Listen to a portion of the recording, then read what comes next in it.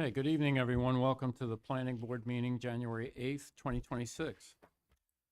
We have no public hearings tonight, so we'll just be going through each project as a work session.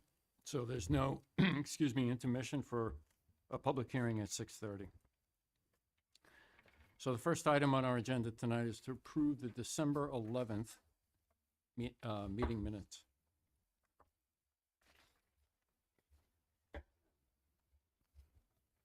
I just have on page 5 of 11, under my first top, my initials, where I noted the boundary line of the village is the west and south. I would recommend saying, the question was raised if the village would consider annexing the site if the applicant is amenable and if the town is okay as well. I don't really think it has anything with DOT. No, it doesn't. It's on page 5, Dan? Page 5, top. Oh. Okay. Okay. Yeah, it's the town of Brookhaven.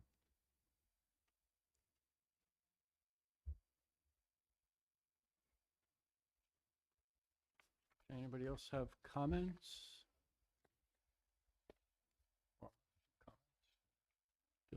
No?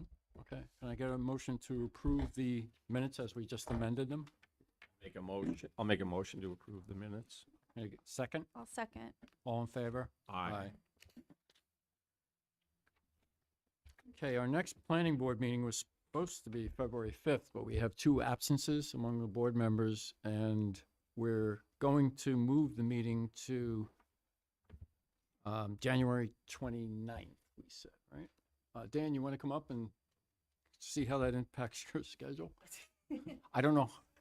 We haven't seen the February agenda yet, but maybe we want to talk about that? Is that? Yeah, so I mean, February agenda has a couple big projects on. The Myrtle Avenue that was supposed to be on tonight was, I guess, accused is the right word to use, themselves from tonight. They're going to be scheduled for February.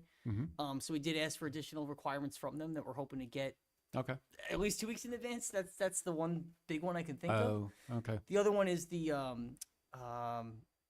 Gap building is also going to be on February, but that one I think is going to be more of an update. So I don't know if it's as big. So I think we could, because there's no public. I don't think we anticipate any public hearings.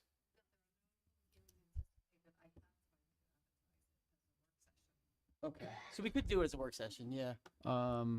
What's the availability for you're not available the following week after the 5th, so the 12th, and okay.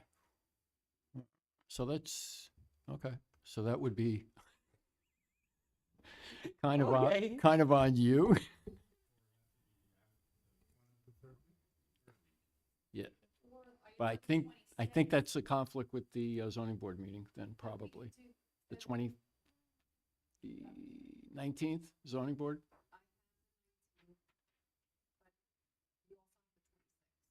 Right. So we'd have to postpone it. My only concern is that We then your next one will be like early March, so they'll be pretty close to each other. Yeah, that's true. Yeah, all right. So the 29th is the only date. We can work with it. Yeah. All right. Okay, but can we all, so since we were considering maybe having 2 meetings a month, we could still do the 26th. That's 2 weeks before the March one. So if we wanted to add another one. So do the 29th of January and the 26th of Of February. February, but In then addition to the 12th of March. it's the 12th of March. Okay. So anyone who can't make the end of January could make the end of February. Makes sense. So January 26th and February 26th. I think January 29th was 29th. Yep. in February. 26th. Okay. Just because as we were February talking about, it's 26th. there's so many projects each meeting. We were discussing Yeah. That's the thing, because we'll make the having it agendas twice later. a month as opposed to staying till 10:30. Yeah, I think. Okay. But So why don't we plan on doing that on the January 29th,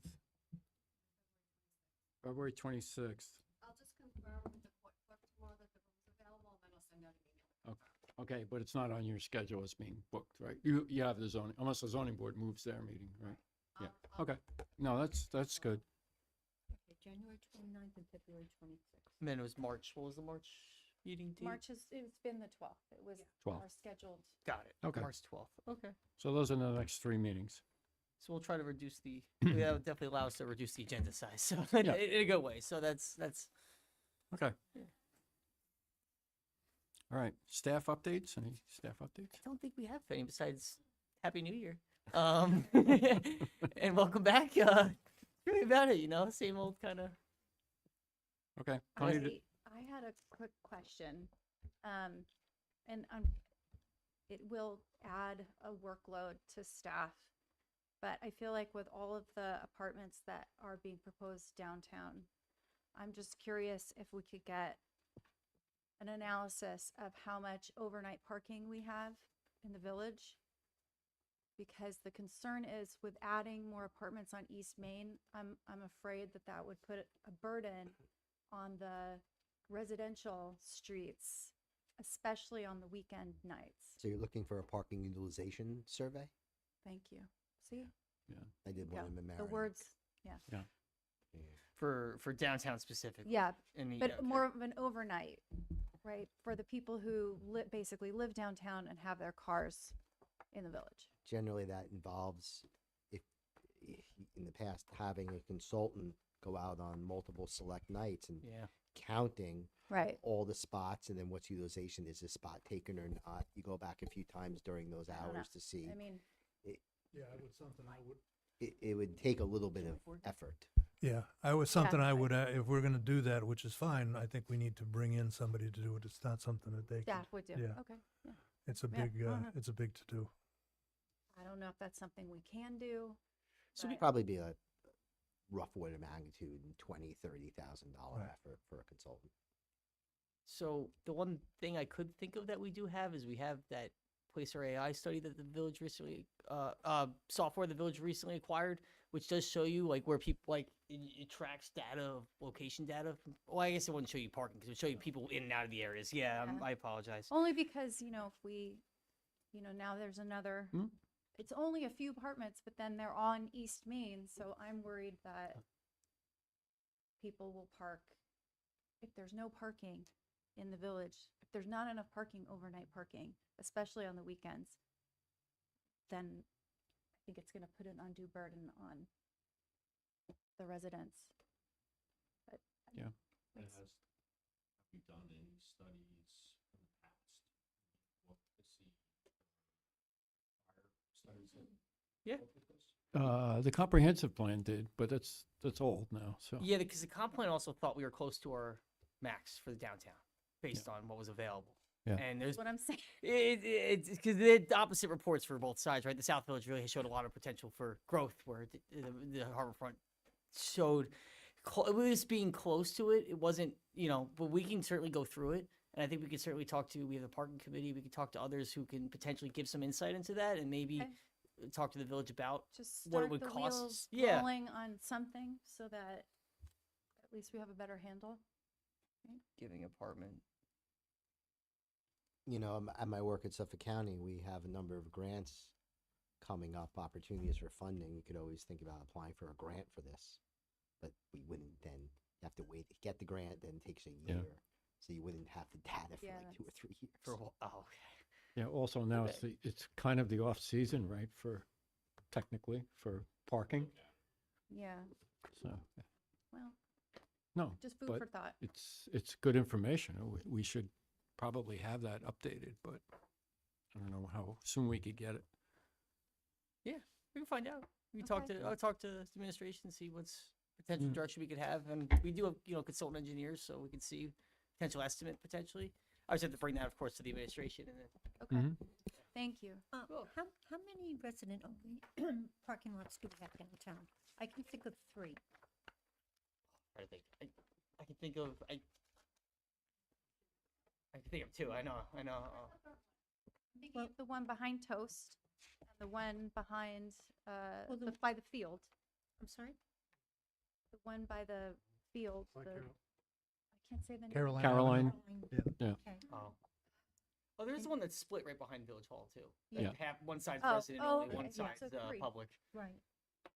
I mean, it's not a lot of spaces, but, the one that, is over by where the Red Sled used to be, I don't even know what they call it now. Okay, the north side of Arden, right behind Earring Taboo, Okay, yeah. that's the lot, resident that's a only. village lot, yeah. Okay, so I park there at 5 a.m. when we do the elections. Mhm. And at that time, maybe it's half full. You know, so that I somehow give you an indication of people who live down there if they're using that lot. It's not Okay. full, but it's utilized. So I don't know if that helps at all. It's not a scientific study, but you know, we should go riding around at 5 a.m. and see what's full and what isn't, but okay. Okay, and nothing, anybody have any other thing to bring up, or? Okay. All right, let's move on to the resolutions, 242 East Main Street.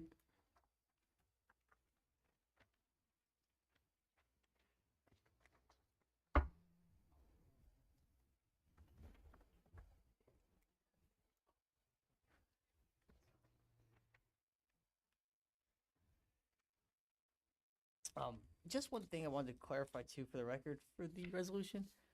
There was, if you look through the project history, there was a couple of documents we asked for as part of the last, I think the very first review of this application. It was like Suffolk County's Health Services, right, their approval letters. There was, I know I wrote it throughout the, of materials with recorded easements that they had on the property for access. These are all things that we did eventually go through and found them to be acceptable for what was requested of. So this was kind of prepared in recognition of all those additional documents that were reviewed, on top of that staff asked for, on top of the public hearing. So we Okay. just never got a formal chance to review everything, you know, here in front of the board tonight. But Okay, but you've looked through them, right? yes, Yeah. yeah. Okay, And we found it to be acceptable. So I don't know if you, I don't know, we could, it's really just the Suffolk County approval and then the easement giving them access to the rear parcel, which was already, what they were proposing found to be consistent with what was on record, so. okay. I don't know that we need to discuss that one then, the easement. I mean, Yeah. if it's just a renewal of It's a basically a prior continuation, easement, exactly, yeah. Yeah, Pedestrian. Yes, for, okay. And then the other one was, what was that again? The first one?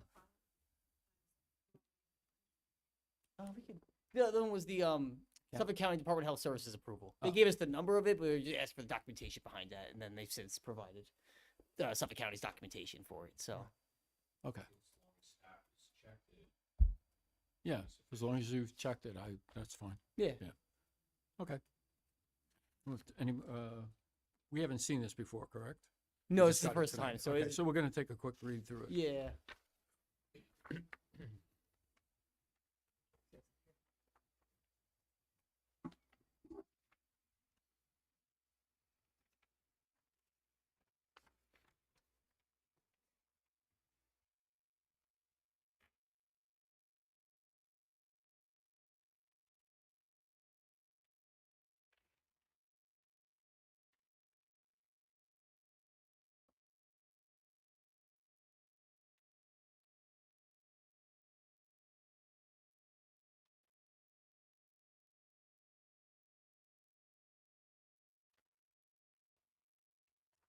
And this was one we had no public comment on, I think.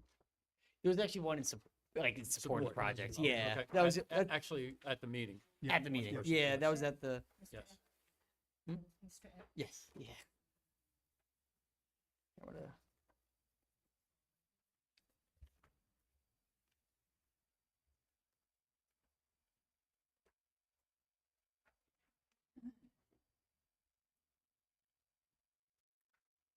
Yeah, I don't know if you want to see it, but this is Suffolk County's.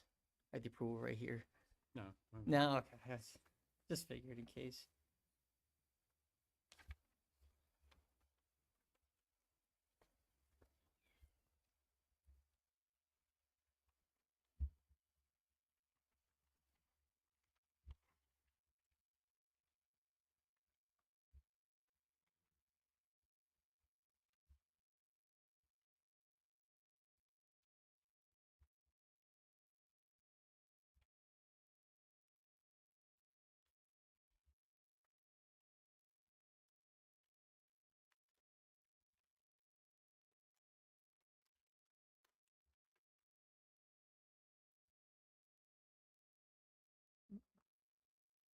The only thing I see on the reso is just on the last page 3. It's kind of petty, but Okay. on the now therefore be it resolved under the note 3, 2025 should go to 2026. That's- Thank you.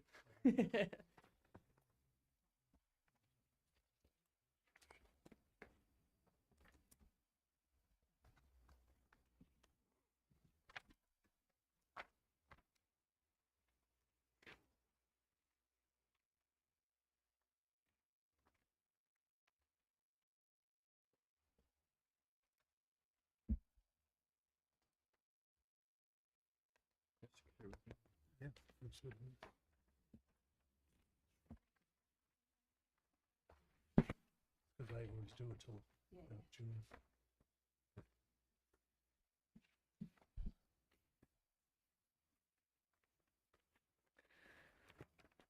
Forgot to mention there's also staff report updating the public hearing, but it's what we discussed in the record there. Sorry about that.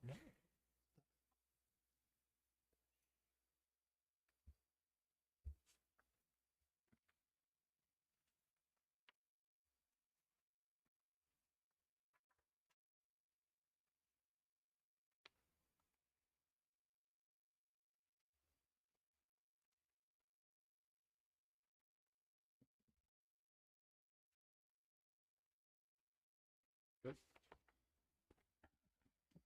Everyone good with the, as amended by Gil? Can I get a motion to approve the minutes as amended tonight? I will so motion. I'm sorry, not the resolution, not the minutes. I heard resolution. You made the motion? Yes. Okay, I'll second. second. All in favor? Aye. Next up is 25 East Broadway. This is the, okay, we have two Danford We have projects. One's one we've already seen, and then the second one that we'll be talking about is a pre-submission or Correct. something else. Do you have a preference on which one you'd like to start with? Only because in the minutes, the site plan amendment comes first, so we can start with that. Okay. Chairman, I'm gonna step out. Right, I'll sit. okay, all right. Is that okay? I think you can sit there and just, yeah. I mean, technically, you're supposed to leave the room, but you have no interest in, I mean. Turn off your mic. So where we left off last with this one, I believe, is we referred the coastal ballroom, the facade changes to the architectural review committee. Mhm. They met, they supplied comments. We supplied them to the architectural firm and the business owner late December. We didn't get anything back in time to show you, but if you're willing, Josh has amended I can discuss facade them with plans you today. Or show you Um, updated. Additionally, we asked for the agreement with Brookhaven to use the park in front, and Josh just got that today. He has it via email, and he does not have a paper copy, so I apologize, a little last minute, but if, it's up to you if you wanna. Yeah, we can talk Hear it about that. today. Sure. Okay. Yeah. so- This one's Yeah, you can move up if you want to be closer. It might be easier. You don't have to hold the mic. short length and one picture. Okay. So Parker has the previously submitted elevation up. And the Architectural Review Committee, if I'm not mistaken, didn't want the siding replaced. Yeah, you want me to explain? Yep. Yeah, okay. So ahead. the architectural review committee, they came back, they said, they weren't in favor of, the siding versus the brick. And they would like to see us try to attempt to put the brick back. Their other comment was they weren't in favor of the reverse over it. They didn't like how it came up into the railing. So they've made some suggestions of lowering it, and making some kind of element that draws your attention to that entryway, but not have it go up into the railing. They suggested some sconces, wall sconces, to try to highlight the entry. They had mentioned putting those on the columns. Our new design, we have eliminated the reverse. We're putting sort of an arbor over it that would kind of come off only 18 inches, so it doesn't conflict with any cross traffic down that alleyway. And I don't know if you've seen it during the summer, but they have a lot of good planting there. So I think, put planting boxes on either side of that arbor and have it kind of with that, and up top with the coastal ballroom name across the top of it. It would all be inside of that fascia though of the deck, and it would not extend up into the railing area.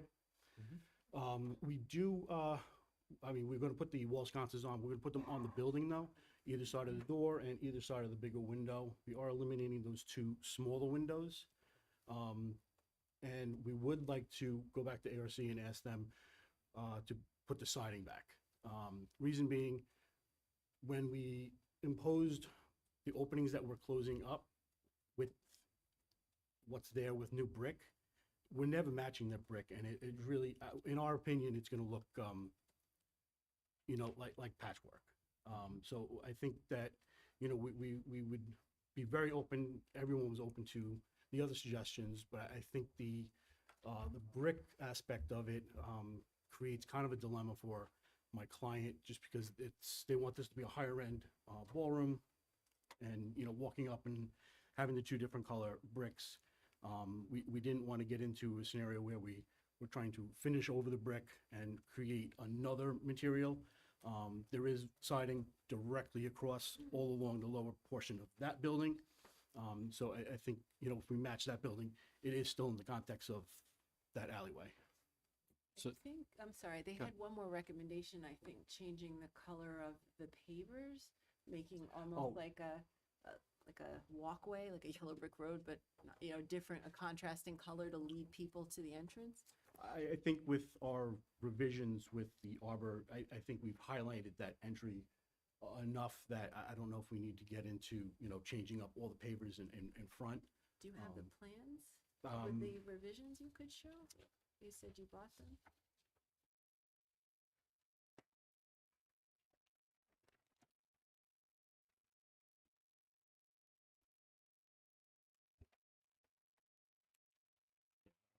Up. Share one. I do have a larger there's copy no- if you guys want me to open up the larger plans. And where the sconces? Sconces are, so the sconces were on the Up building? against the building. Up yes. against the You building. can slightly make them out in the background. You want a larger set, or you good with the smaller set? Yes. Okay. I agree with not changing the pavers walking up to the entrance, because I think that's really overkill. Do you plan to go back to the ARC and ask them to accept the idea of not having the brick matching? Honestly, I'm unfortunately? not sure about the procedure. I mean, we'll The do whatever ARC has to. makes suggestions, Yes. so, I know there's suggestions, but I don't know yeah, who pushes. I yeah. think it's up Yeah, to they, you they, to. they make recommendations and then we review them. Okay. A lot of times we go along with them because Okay. it's a good committee Yeah. and they meet pretty frequently. I mean, if there's a time constraint, they'll have a meeting to talk about something. But we make the final, Okay. actual decision, if you want to call it, regarding the comments that they Okay. make. Yeah, I So, wasn't sure of the forum. yeah. Address them, address you. Okay. So you plan on going back to them? It probably would be helpful to have that discussion Okay. and then, report back to us, or they can report back to us and send us a memo on the results. Okay. So it sounds like you've got some, pretty good reasons for doing what you're doing, so, Okay.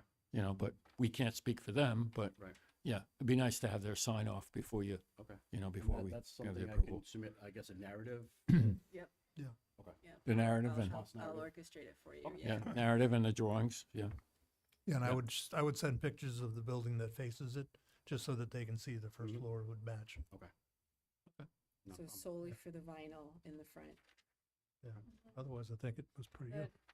You have it marked as a trellis that says coastal room on it. Is that wood? Is that made of? Yes, Oh, yeah. okay. It would be white, we'll match everything that's there already. Okay. I just wasn't sure because it's Yeah, yeah, like yeah. a different color. So- In my opinion, is that. So it'll be white. It'll Yes. match basically the match everything trim that's over there, kind of yes. thing. Okay. Right, okay. Yeah. it's- okay. All right. Anything else we need to talk about? Did On on this one? Formally say you're referring it to Yes. the ARC? Just referring back to Normal the IRC for comments. procedure would be that I would receive everything, and I haven't gotten any of this new information yet. Okay. So if you could submit it to me with a request, I can do that for you. But I don't have any records of what you're showing them tonight. Okay, that'll be good. All right. Okay, Can we move on to the pre-submission? then? sure. Before we move forward, My what about apologies. the second floor ballroom? Is that just closed out at this point? It's, well, I think from a planning perspective, the two greenhouses that were replaced on the western facing Black Pearl, I think we just need a copy of that letter. I don't think it's quite closed out. I think they wanted to see a copy of the agreement with Brookhaven to use the park, right? All right, so that agreement was put in place 2020. It's good for 10 years. It covers, it's vague in what is covered. It just says that the park to the east and to the north. They call it in a regular shape, and they call it the north side and the east side. That's how Yeah. it's written in the agreement.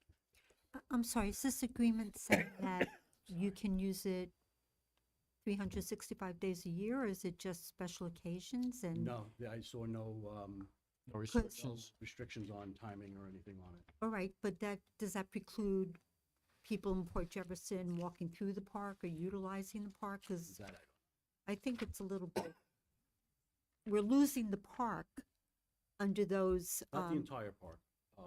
The agreement is, I believe, the red bricks. That's what I was told. I guess there's bricks that go along the side, the east side. We have an aerial of that, by any chance? In the file? We don't have a copy of the agreement, though. No. I don't have the agreement. Right, if you can get us that agreement, that would Yeah. be, and any attachments such There's as 9 plan. pages. I'll Yeah, send over the entire. so the red bricked area Yes. is what See you're, that? so, but that's really the west side, not the east. no, that's the east side. like East side of the northeast side. park. Oh, sorry, say again? It's the northeast side where that, of the actual Oh, park. right. Yeah. Okay. You were thinking that. Yeah, I'm thinking, picture. yeah, yes. Would at- this be at considered Sunset. parkland alienation in any way, shape, or form? You would think, because if that entire park is listed as a, Yeah, if As it's a a park. municipal park and it's being used for any other purpose, I would suggest the attorneys review it. And if so, then it has to follow that procedure with the assembly and everything. which is a multi-year process, or could be, yeah. I've never seen it go quick. But yeah, if you can get us that agreement and then, Yeah. Mhm.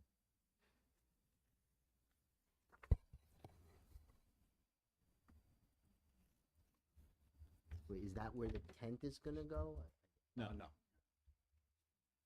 The Tent is gonna actually go those over the yellow? umbrellas, yes. So you would remove the umbrellas and you just have a tent instead? Exactly. Would you still have a pathway through as people walk through now?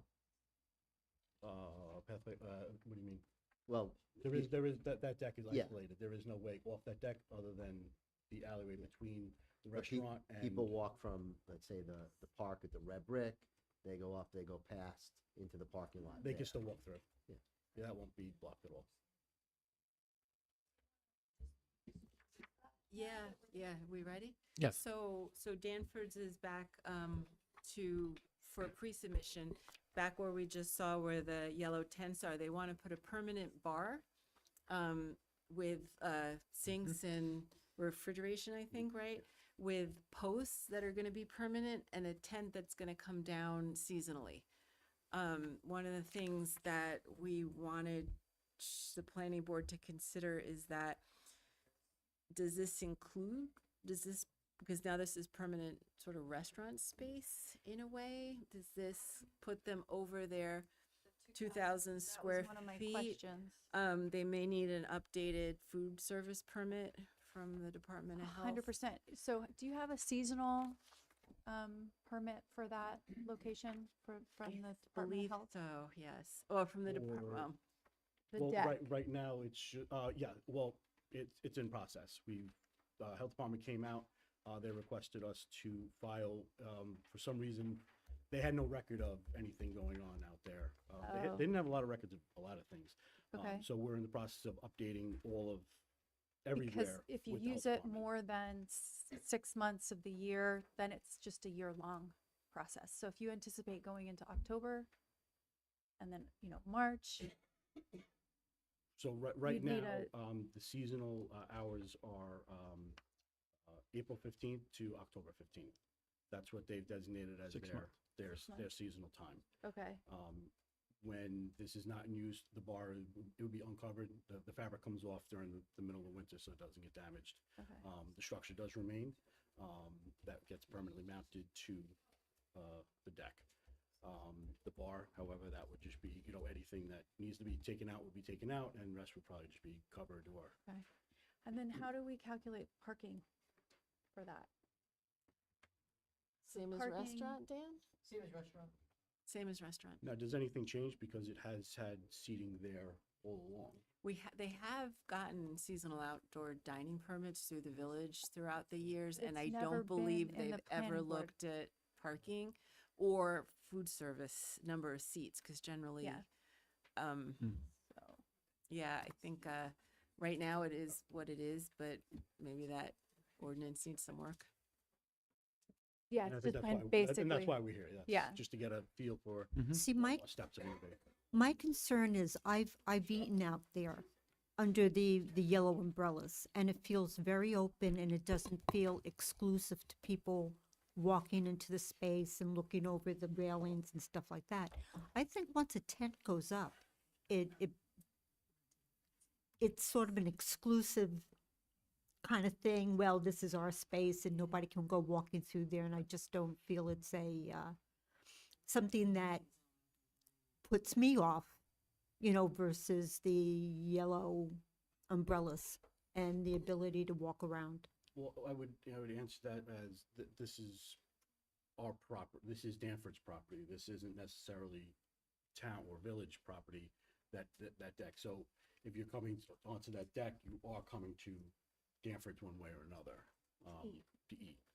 Like, you can't just go sit on that deck, even if you wanted No, to you now. can't, I but mean, I don't if think they you, would kick you off, but, Yeah. yeah, it's- but I mean, if you're walking by that little alley, as Dan was saying, to walk from one end to the other, it doesn't, there's no barrier for you to walk over to the railing and look over and say, oh, a fish, or whatever, and then keep on walking. I think with the tent, it's a whole different vibe. Oh, are you having sides on this? No. It It doesn't have won't- sides, it's just like Yeah, it won't be an awning enclosed. almost. It's just posted down. We will be anchoring it to the deck. There will not be concrete bollards or anything like that that would impede any kind of motion. If I'm not mistaken, this is where their seasonal outdoor dining is normally, Yes. right? Mhm. So this is more addressing whether they could now build a permanent bar structure out there and these posts that are gonna stay there to support the tent, right? Am I Right. wrong in that, or? No, you're correct, and it's basically replacing a bunch of little tents, if you want to call the umbrellas tents, with a big tent.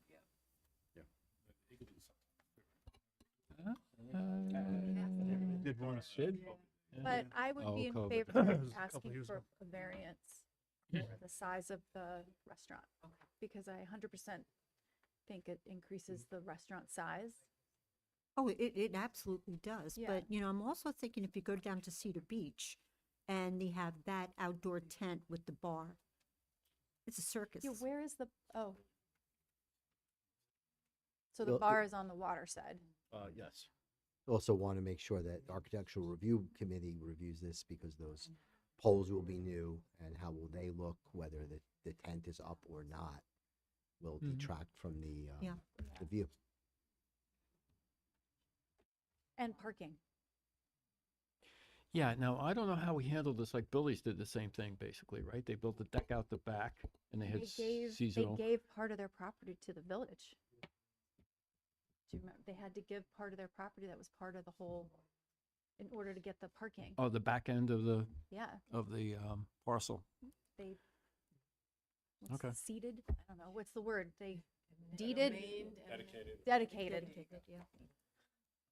I'm not a lawyer.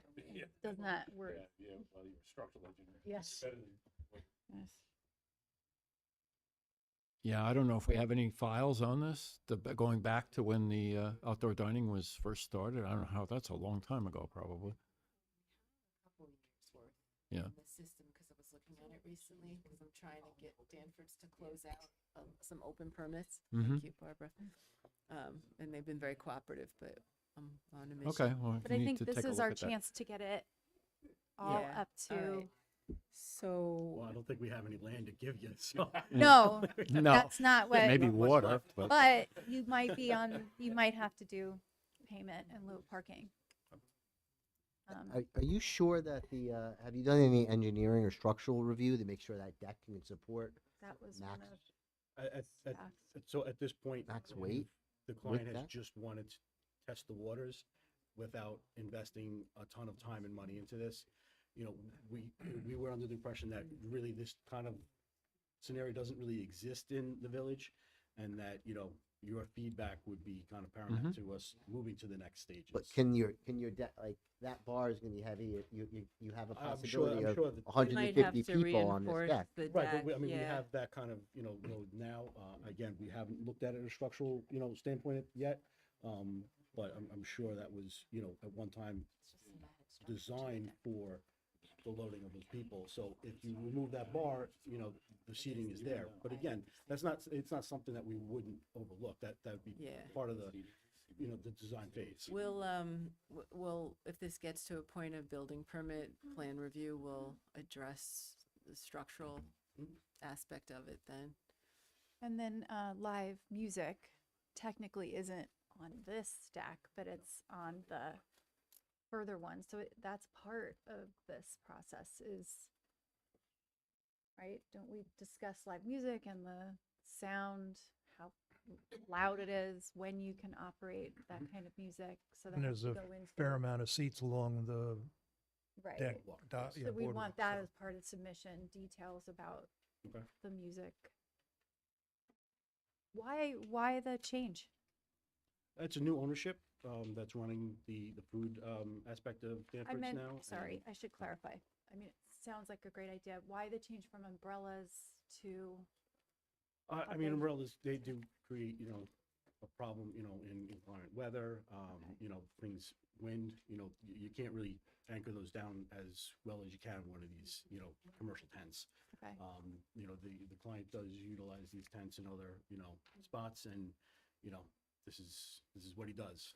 This is strictly what he does. This is, Do you have any renderings or just? not right now, no. okay. Would the plan be to serve that boardwalk area too? Then? Yeah, that makes sense. But yeah, I guess we'd need total square footage then, right? Of, I Of guess the that breakdown of along with the everything. restaurant. Okay. And hypothetically, you'd have to get a variance. Yeah, because I believe it's the 2,000 square foot that we have to be under, correct? So that plus the Black Pearl itself would be over the 2,000. I think Black Pearl's already over 2,000, right? Because didn't we have that discussion? Yeah, so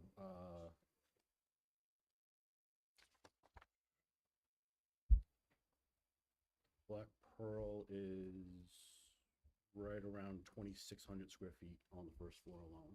Which was existing, and we didn't address it when they replaced the greenhouses because the floor space was the same. But now this'll, Yeah. Okay. Anything else? Any other comments, questions? I actually did have a question. It's more for council. How come all of this isn't just one application on one set of drawings, all the buildings? So it's like, I feel One like we site see plan? this, right? This is one building, and then we're talking about another area. Have we ever asked for just a full?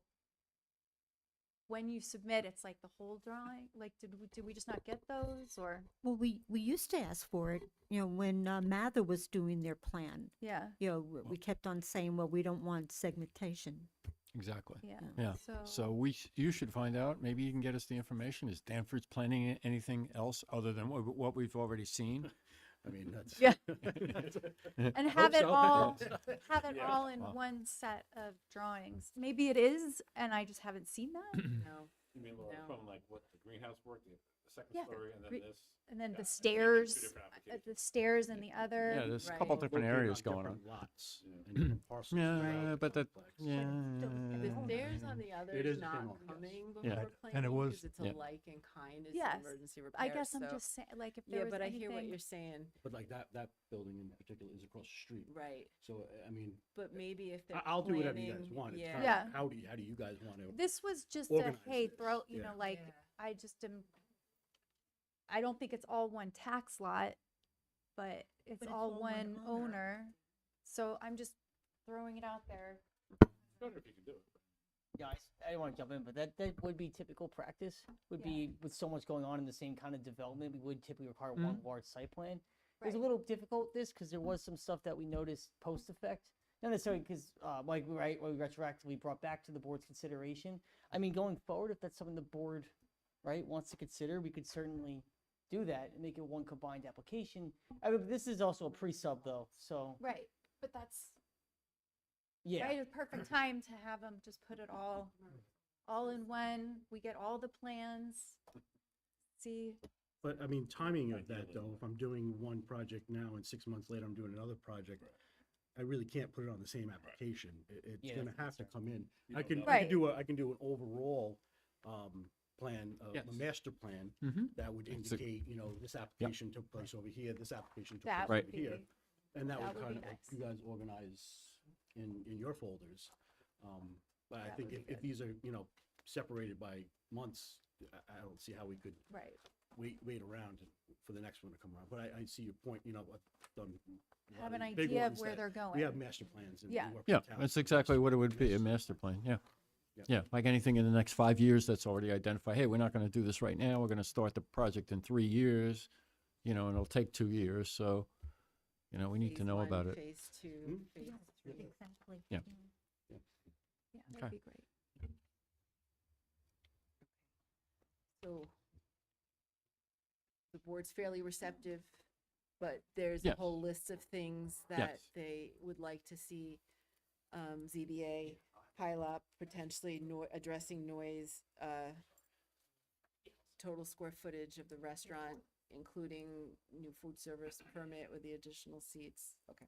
ARC, Mentioned about- Renderings as well. Renderings, thank you, Yeah. But Dan. then also the hours of operation for that bar outside, like, if I was a resident close by, I would hope that it would end at sunset and not be lit inside. Okay. Well, sunset's, you know, that's 8:30 at night. Dim so- lighting. But I'm just maybe saying, down- do you want them out there at 2 o'clock in the, you know, like No, till but, 2? No, you so know, right With now, lighting, I because think- when you put something like that, what lighting are you going to have? And and that all, we can Right. include all Right. of that. Also, I'm curious as to how much view the tent will be blocking, you know, for other people. You know, I think it'd be nice to know.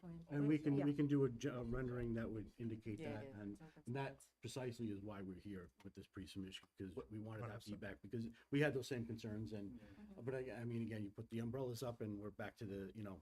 What is Yeah, the but- height of the proposed tent? The it's same 15 and a half feet would be to the highest point. 15 and a half. So is that taller than the current umbrellas? Yeah, yes. Okay. Yeah, see, that's the thing. I don't find the umbrellas as intrusive as a tent. You know, so I would, my mother, if she was still alive, would be talking about how the ferry building blocked the view of the harbor to this day, you know, so, Of course, P.T. Bonham is a big person. I mean, so we have to consider that. yeah, there you go. No, the whole tent thing. Just out of curiosity, or maybe to be devil's advocate, what happens when you're going into a November and it's beautiful and you don't want to take the tent down because, you know, you're getting customers coming in? Other than the village fining, what stops you from either enclosing it or not taking it down so it becomes a permanent structure? I think that It's supposed to be I on mean, April 15th. we would be, you know, adhering to our seasonal permit. Okay.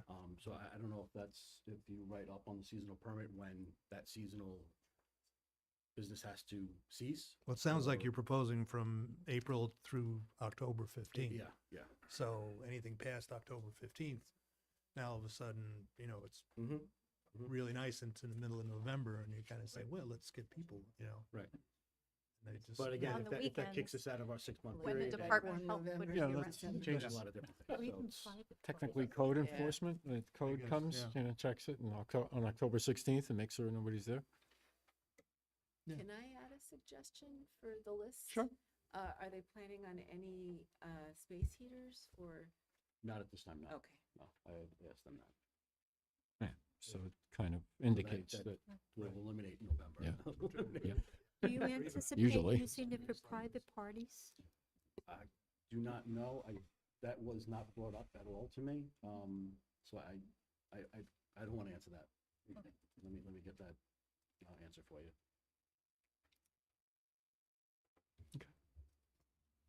anything else? No. No, good, anybody? Okay, Did we cover all of your staff recommendations? I believe so, because it's mainly, you know, this is kind of what we want to see, and most of that will come in with a full application, lighting plans, renderings, Okay. you know, or any, what's permanent, what's not. The number of seats? Yeah, Okay.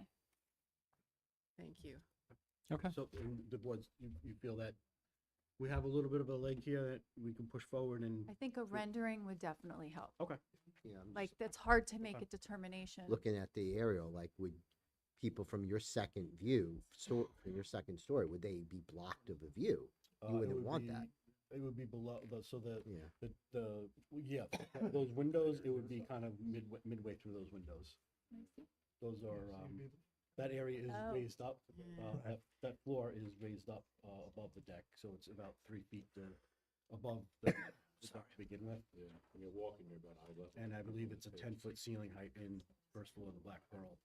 So at that point, you know, the top of that tent would, you know, maybe be at the sill of the windows, but we can indicate all that on drawings. Yeah, that'd be so you good, can that'd see be helpful. Yeah, on the sl- on yeah. the That would be sites and super everything. helpful, right? Yep. It might, So they're gonna come back before the board, still as a pre-sub with a rendering, in Yes. order to get a better and temperature a check. few more of the details Okay. that we talked about. Okay. Yeah. Come back here first or submit to ARC first? You could do both, right, in conjunction?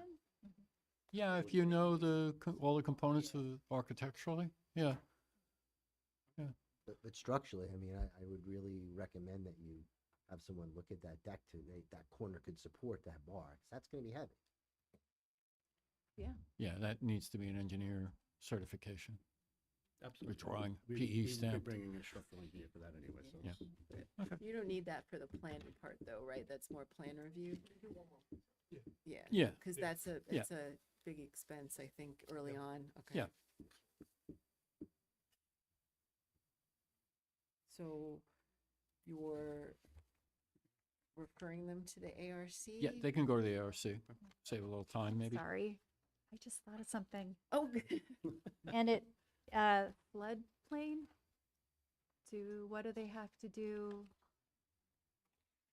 I'd have to see the base, where the base flood elevation fits, and where that is in relation to the top of the deck. They're probably AE there, so, I mean, they're already using it as a deck. But now they're Um, putting, A I'm assuming structure. there's a lot Structure of above. Right, electrical it's an work. accessory and structure, yeah, you'd want it above. I just don't know what the process would be, whatever yeah. that the applicant would have to go through in order to. We would need comply. a kind of a section drawing with base flood, based on their flood zone, and then the base of the bar, I guess, something similar that you would do for Yep. a dwelling. You're so used to that in Lindenhurst, right? no Yeah.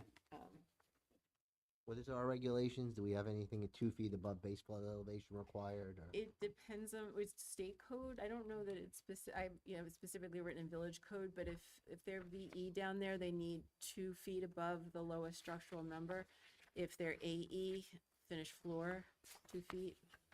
So, Does that hold true for accessory structures? Not always, right? But I mean, you do want to raise things though with electric or Yeah, otherwise your install bar, you have to rip it flood out. resistant. first flood. Yeah. Um, i- is there going to be electric in the bar? Didn't, Yes. Okay, yes. You know, you could do some sort of flood resistant electric conduits that, you know, so, because accessory structures don't necessarily have to be raised. Not like a dwelling or a commercial building would be, but, then you want to put flood resistant design in place, especially when there's electric. That was a good last minute catch Oh. there. I know you better run before I think of something else. No, trust me, I want everything right now. Yeah. Yeah, no, we appreciate that. Is the entire, just one last question, is the entire deck over the water? Or is there a portion that's, There is a portion that is over, the ground, I wanna Depends on the s- tide, right? well, No, yeah, no, but I mean, there's portion of it is bulkheaded, right, and it goes under the deck. It's only maybe 6 or 8 feet. right, but I was just thinking that and might the be an rest area to goes out. consider putting if it, Bar. put the bar in there rather than over the water. You know, just to, Well, if there's a flood, it doesn't. if the Well, deck it is doesn't, level, yeah, it it's not doesn't gonna absolve happen. any of the flood yeah, issues. but you have a better chance of creating some kind of waterproofing for, you know, I mean, if it's that bad, we're screwed anyway. Right, just a thought. Floating bar. Right. Even better, yeah. That tiki hut on the boat, true, yeah. yeah. Want to have the tables out. Yeah, just, he had a good point. Didn't design it, but it's- No, but you, by putting the bar closer to the restaurant, you have the nicer seats for seats the out, yeah. patrons Yeah. adjacent to the water. Yeah, I want a commission if that's. It's a good one. Unless you want to sit at the bar and look out. I think that's the intent. Oh, it'd be nicer for the bartender too, yeah. Okay, all right, thank you. All right, thank All you. right, okay.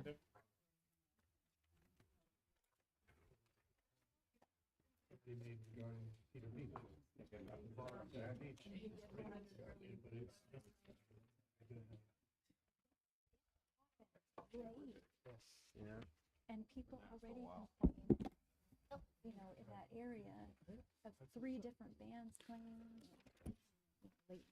Next is 700 Beach Street. A request to extend the site plan amendment. How you guys doing? Oh, hi, Oh, come on up, good. Have a seat. You can share the mic there.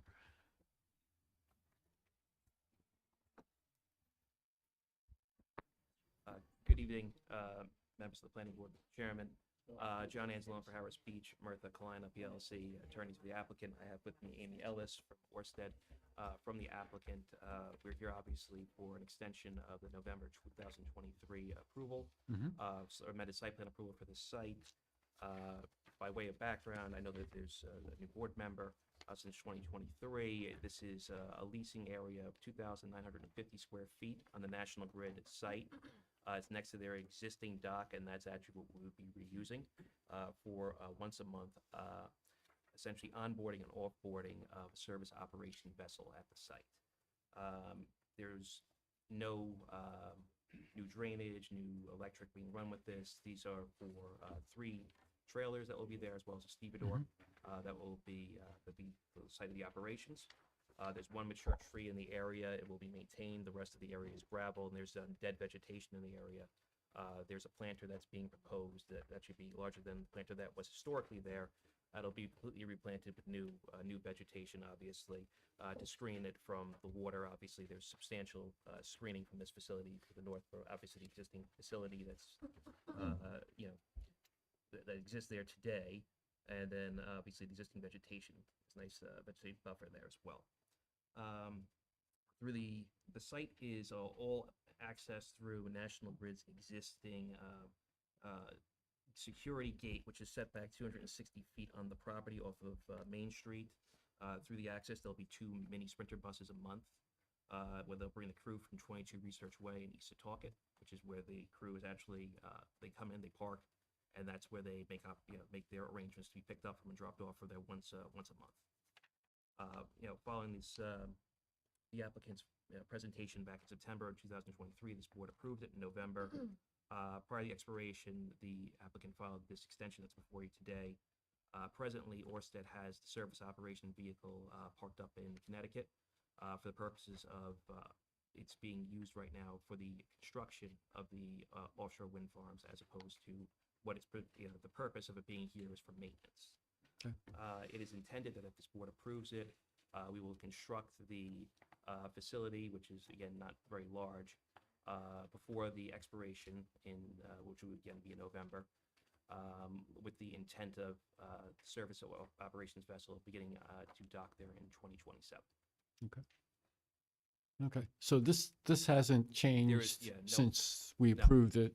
It's There's nothing, no no changes changes? no changes whatsoever. Okay, And no changes anticipated in what you had listed for the traffic No, going? the traffic is still the same. It's essentially it's 5 vehicle trips in, 5 vehicle trips out a month. So it's 10 trips altogether for a month. There's no change in operations, no change in the site design in any way. Okay. Was there any effect on you from, and I don't know how to word it, with the federal, I'm sorry? I know. Yeah, with the federal government coming in and saying they didn't want any wind.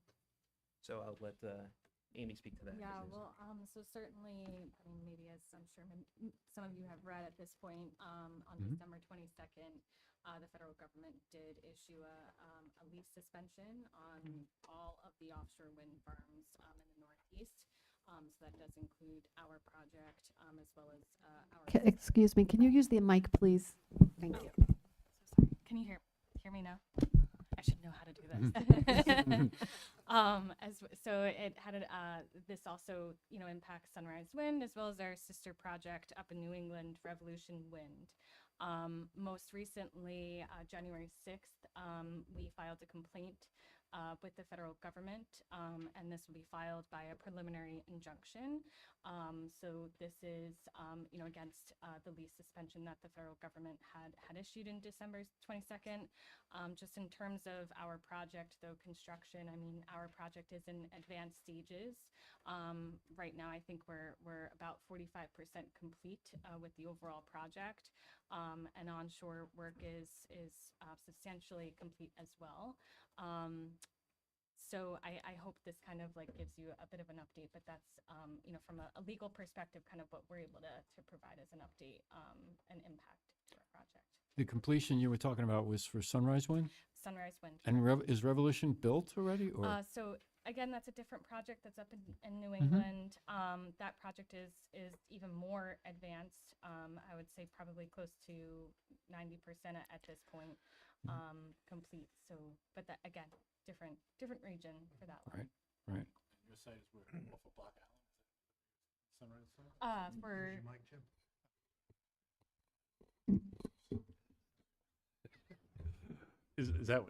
Where is the site? For Sunrise Wind, the turbines themselves will be located 30 miles east of Montauk. Okay.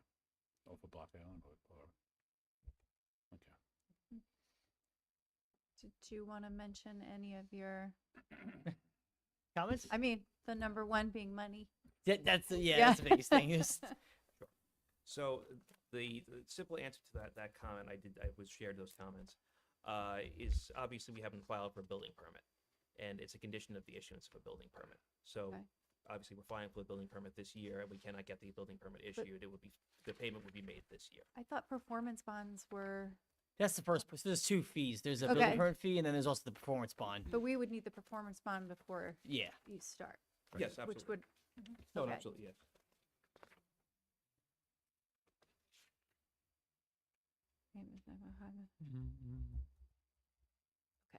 Is that it? Yeah, that was the main part. We mentioned just considerations, right? There was a traffic study done last time this project was approved, and that was about 2 years ago.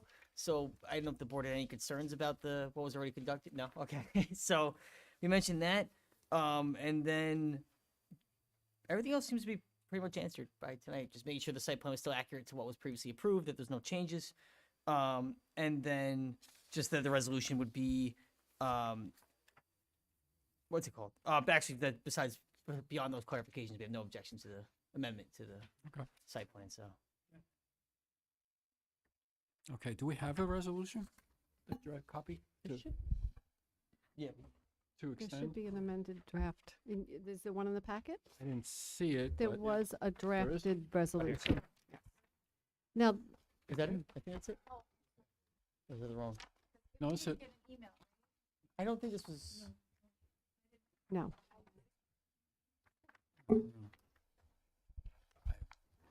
Ray, just to clarify, the original site plan was never signed. The resolution was filed, but the site plan was never signed because the performance bond of the conditions, until they're met, the site plan isn't signed. So we don't have a signed site plan. So we need the performance bond, Yes. which is $2,500? You have the reso Yeah, in front I of think you. that's what it was. 50,000. Oh, that's the, Yeah. oh, I'm looking at the, Yeah. oh, Yeah, that's Okay. Yeah, once the conditions are met, that constitutes final approval. Then you can sign the site plan. okay, Can't go to building permit until we have a signed site plan. okay. Thank you. Okay.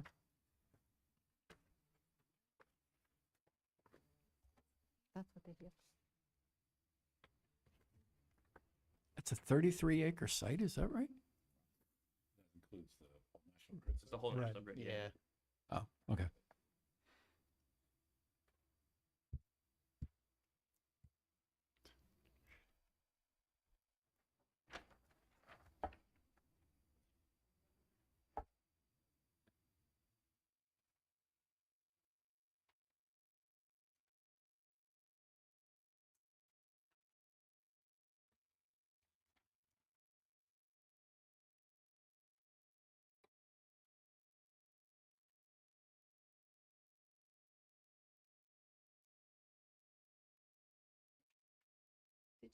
Did you mean, so the last sentence is, whereas at its regular scheduled blah, blah, blah, blah, blah, granting final conditional approval subject to the conditions set forth in the November 16th, 2025 resolution?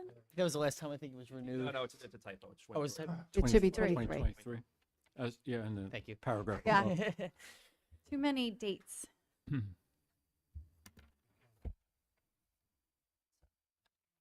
I motion we approve as amended. I'll second. Is something missing from, because there's two whereases and it doesn't, usually it concludes. You have whereas, Yeah, it should, the be here for resolve should be At the maybe bottom. Oh, after, it's- right? Yeah. Really should so be you have to moved. add that. Right. Yeah, well, Yeah, we'll have that- to reorient. It's the same conditions, but we'll just have to put those above the by here. Yeah, hereby these be should resolved. come up. Okay. Right. All right, the Sorry, standard language at the end. Jump the Oh, I see. Sorry, It's Laura up there. moved. Who was second? Yeah, it's just in the wrong order. I got you. Just reorder it. Okay. Any other comments, questions? Get a resolution to, Barbara. so we don't approve it. What? I'm sorry, did I cut I you don't off? know, did I say Oh. something? What? Just all in favor. Did Oh, did you say? she? Oh, I didn't even catch that. Sorry. She made a motion, I seconded. No, it's all right. Okay. Barbara. Okay. I was reading. All right, At least Okay. I'm not alone. I think we're done. All- well, Oh, Did so everyone we need vote? all in favor, right? yes. Okay. All in favor? Vote. Aye. Okay, now we're done. You all. Thank you. Good You night. too. Thank you. That was my bad. I didn't hear anybody say all in favor. I, There was a question back here. next up is it 31 Pilgrim? Yes, Pilgrim's next. Okay.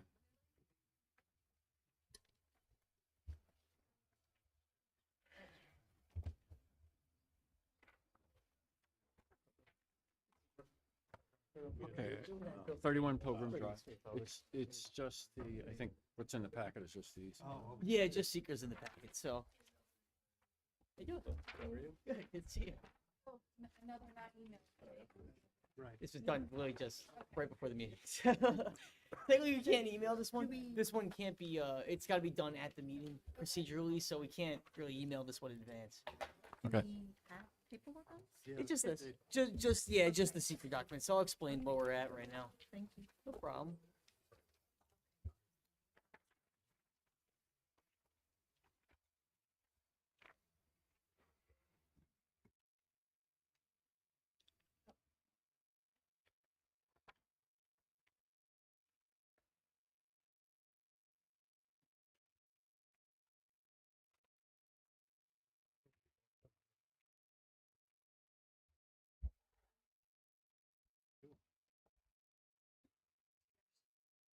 Yes.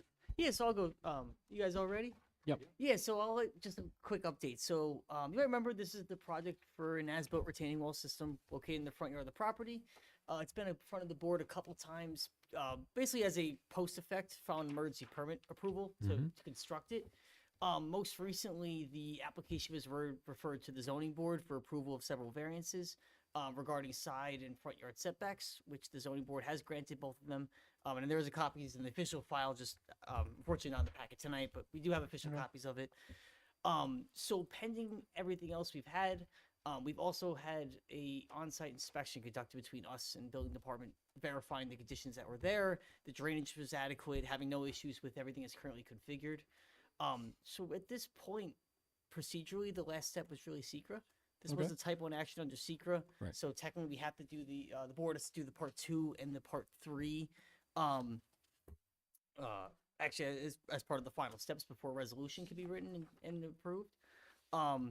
So the part 2 prepared in front of you only identified 2 potential impacts. The first one is impact to land, right, which regards any impacts to development on land. Almost every project would probably have some sort of impact to land. And the second one is the impact to flooding, because with any type of retaining wall project or walls that involve elevation changes, the potential change to existing drainage patterns, which is one of the flooding standards under SECRA. So while we've staff have identified those 2 potential impacts, there is a part 3 in here, basically kind of going through that as currently configured. We didn't find any. We recommend there's no moderate to large impacts that are all either small. No or small impacts. Primarily, the wall's already been built. It's proven that it's been capable of handling all storm water on site. There's sign-offs from their contractor. It's been built in accordance with approved plans. It's primarily in the location of what was previously built there. And essentially, yeah, and there was no major modifications to, and there's also revegetation proposed to help stabilize what was there. So that's kind of how this has been prepared. I don't know if the board wants to go through it and go through the different comments we've written to see what they think. Technically, this is something that has to be signed at the meeting, as long as it's deemed to be acceptable. And then the next step would be if their board feels it's ready to approve the project, that would be, at the next meeting, we'd have a resolution drafted and prepared, so. Yeah, was this completed before, we had the 9-inch rainstorm, was that a year and a half ago? It was before? It was actually, the caps were not even installed. It was built without the caps and no stabilization, but nothing happened in the flood. That was a pretty good test. Okay. Anybody have questions, comments? So I should sign this now, right? Yeah, yes. If the board's accepting of. Yeah, no, I have no issues. Do we need a motion? I don't know if maybe a motion to accept the part 2 and part 3 Yeah, as. we might as well do that. Yeah. Motion to accept part 2 and part 3 SECRA as prepared by staff. I'll make a motion. No, go ahead. Okay, I'll make the motion. Second? All in favor? Aye. Okay.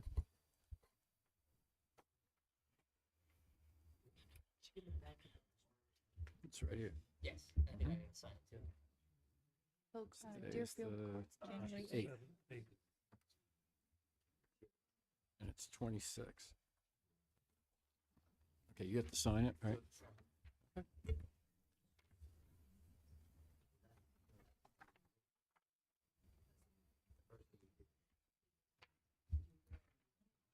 Here's the out of order. Want mine? Electronically. Thank you. Thank you. Okay, I think we have, is it 7 Deerfield that's on next? Yes, Okay. The property owners are not present tonight. I don't they're know. not present tonight. Okay. But you have an update. We do have an update. Okay. Okay.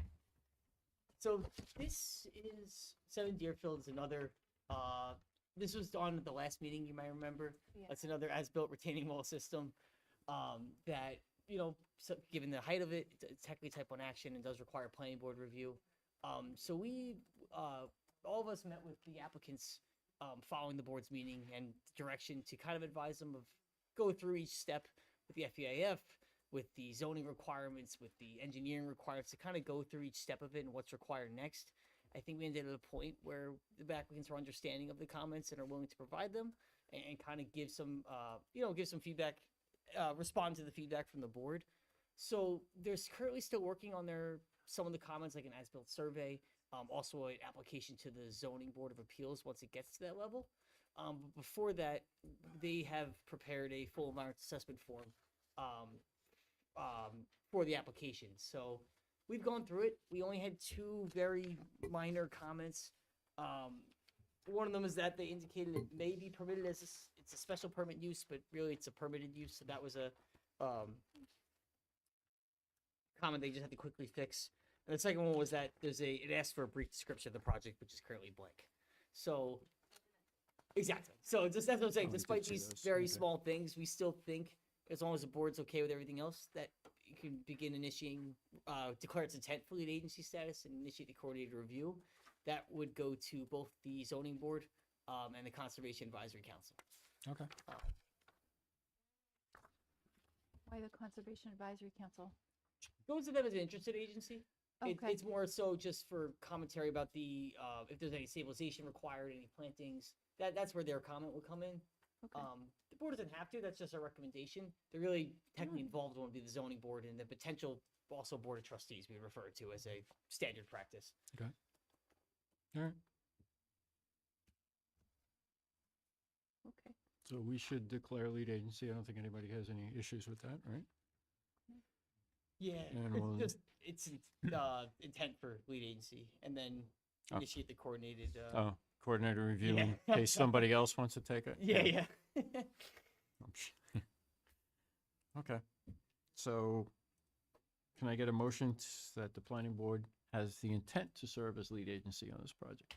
I'll motion. Second? I'll second. All in favor? Aye. Do we have to go through any of your other comments or? That was all for this. We just wanted to get the secret coordinated started as they kind of continue with the zoning board, all the other comments that were prepared. But are they okay? Did you show them your comment? We did. Okay. We went through all of them and I think they were pretty understanding because I will say we talked to them too about the potential of removing that portion of the wall to Okay. meet the standards and they were very concerned about that. They'd rather go through the zoning board and it's also much Okay. cheaper for them to do the zoning board than But it would be to do that. They're So okay with drainage calculations? As-built survey?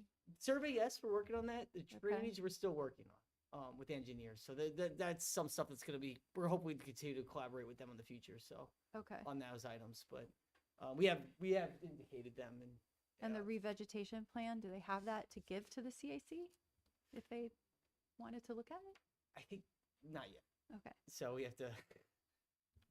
The thing is, so once we get those at the next meeting, the board could refer it again to the CAC. This is more just coordinated review. Okay. Just say, hey, this is coming. Do you have any objection to the planning board Okay. being lead agency? But Right. really, you can refer it again. So we're hoping to get those in the future. It's just we wanted to give them something so they can at least continue forward as Yeah. we collaborate with them. So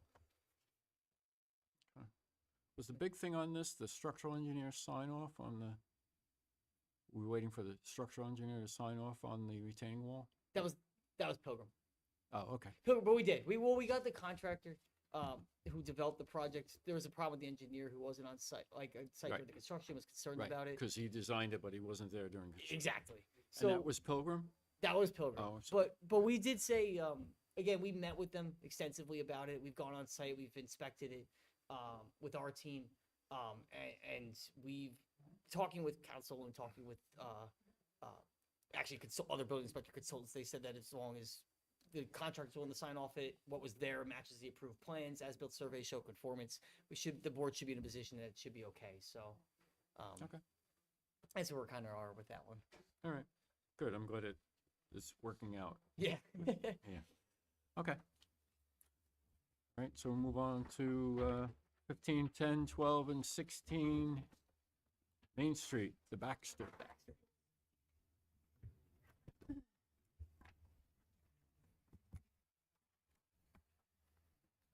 Hello. We understand you have some new plans for us. We do. Good. This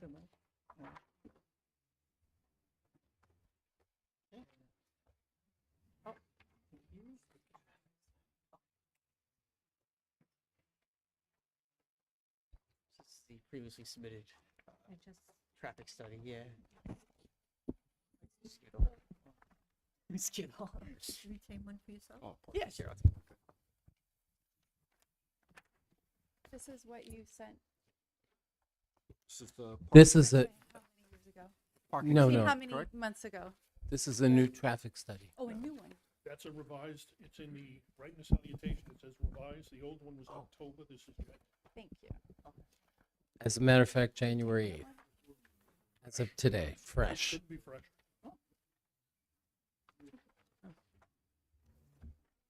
That only worked a few years back.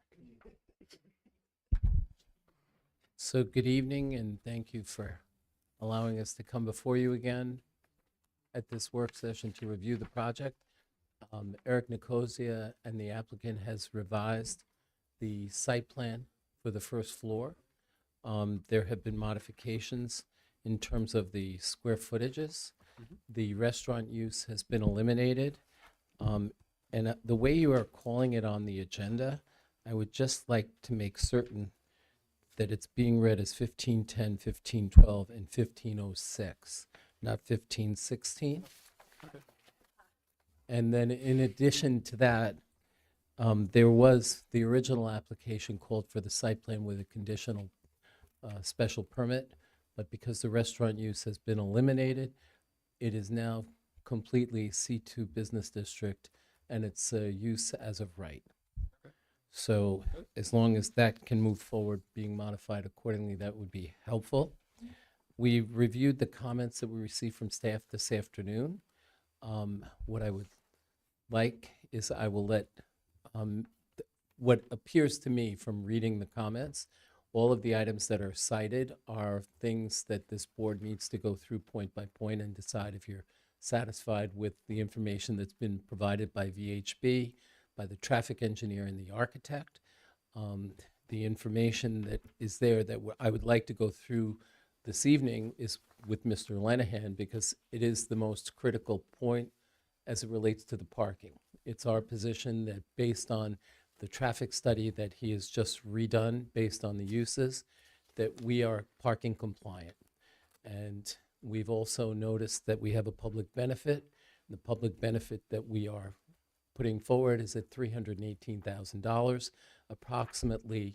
With the 40 units that are proposed there, the benefit per unit is approximately $7,962.50 per unit. That's approximate? Approximately, Okay. if you divide it out. And unless your math is different than mine. No. So that being said, I would let Mr. Lenahan review the parking, because that seems to be the most critical concern that this board would want to address. As far as the elevation itself, it's scheduled to go before the Architectural Review Committee next week on the 13th. So the elevation, we're not prepared to address because you've asked that that be addressed with that board or the committee, and they're going there on Tuesday, I believe. That's the date. Yeah. Okay. So I'm going to give the microphone over to Mr. Lenahan. Good evening. Good evening. Is that really loud? It was. Apologize. I'm usually very quiet. Patrick Lenahan, VHB Engineering, traffic engineer for the applicant. As Eric indicated, I had provided previously a parking study with a little bit of traffic on the last page, mostly a parking study, last October for a previous iteration of the proposed site plan. As Eric indicated, the site plan that is proposed today eliminates the small restaurant, but at the same time makes what I would call the commercial space, which was formerly restaurant and retail, which will now be all retail, is larger than the previous iteration. So now, in terms of, if you compare this parking study to the old parking study, the real difference is just those two spaces. The way restaurant operates in terms of parking demand, time of day, the way retail operates slightly differently, and the difference in the sizes. The existing stalls, that are vacant, the stalls to be provided on this site, the reserved spaces up in the Texaco Railroad lot, etc., are the same. So what changes, the retail gets larger, but per square foot, the retail requires, not by code, but by actual demand considerations, less per square foot, but we have more square footage. At the end of the day, I'll call it the tightest time of a weekday or a Saturday evening, we show that we will have more available vacant parking stalls than we did in October. Because as well as the retail requiring fewer per space, it also tends to lay down earlier in the evening. Those people are likely to be in a restaurant later in the evening, and that's the same time period where folks, the stragglers, are coming home to park and go into their units. So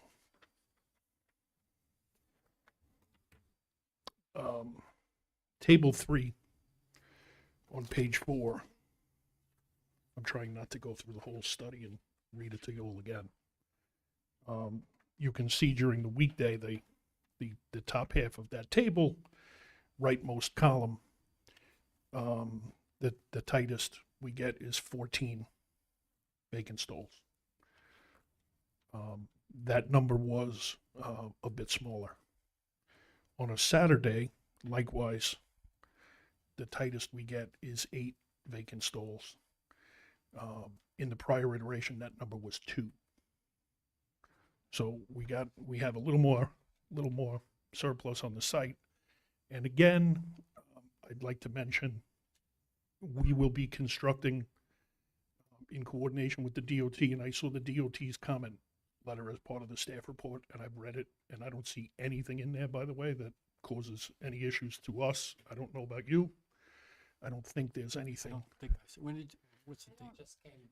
Oh, I just got it. Yeah, it's the usual form letter, right? With they've with sidewalk this comments, detail, that detail, handicap ramps, and yeah. It's in the back of the staff report too. Okay. Yeah, it's a copy of it. Oh, all right. The general comments, they didn't ask us to do anything out of the ordinary that would upset the apple cart or anything like that. Okay.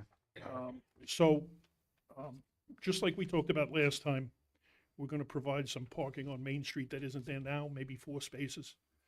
My parking calculations do not account for them. Those are public spaces. But they're not there now.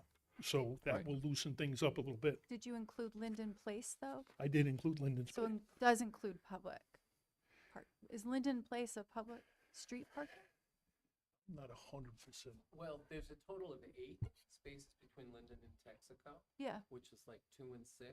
But even if you look at those numbers and look at the calculations with what you have between the Baxter proposed, the agreement that exists between the MTA and the village and rail for the other space there on Texaco over in that area, and then so if you look at all of the related parking that is there, and you look at on-site and what you have at rail, we meet the code requirements. The additional spaces that you're referring to would wind up being a benefit. So they're not included in these totals, Linden Place. If you look, I don't want to mislead. If you look in the table 3 on page 4, the rightmost column, Yes. that says surplus. Yes. The vacant spaces on Linden Place are part of that number. Okay. Okay, So so when we're down to 8, it's Linden Place. There's 8. it Well, could there's be, 10. it's not really, but I understand, yes. So if Linden Place technically- if Linden Place came off the table, Right. that number changes. And then we still meet what we need, but what Okay. I'm calling surplus, you know, depending on how the village looks at it, Okay. would be tighter.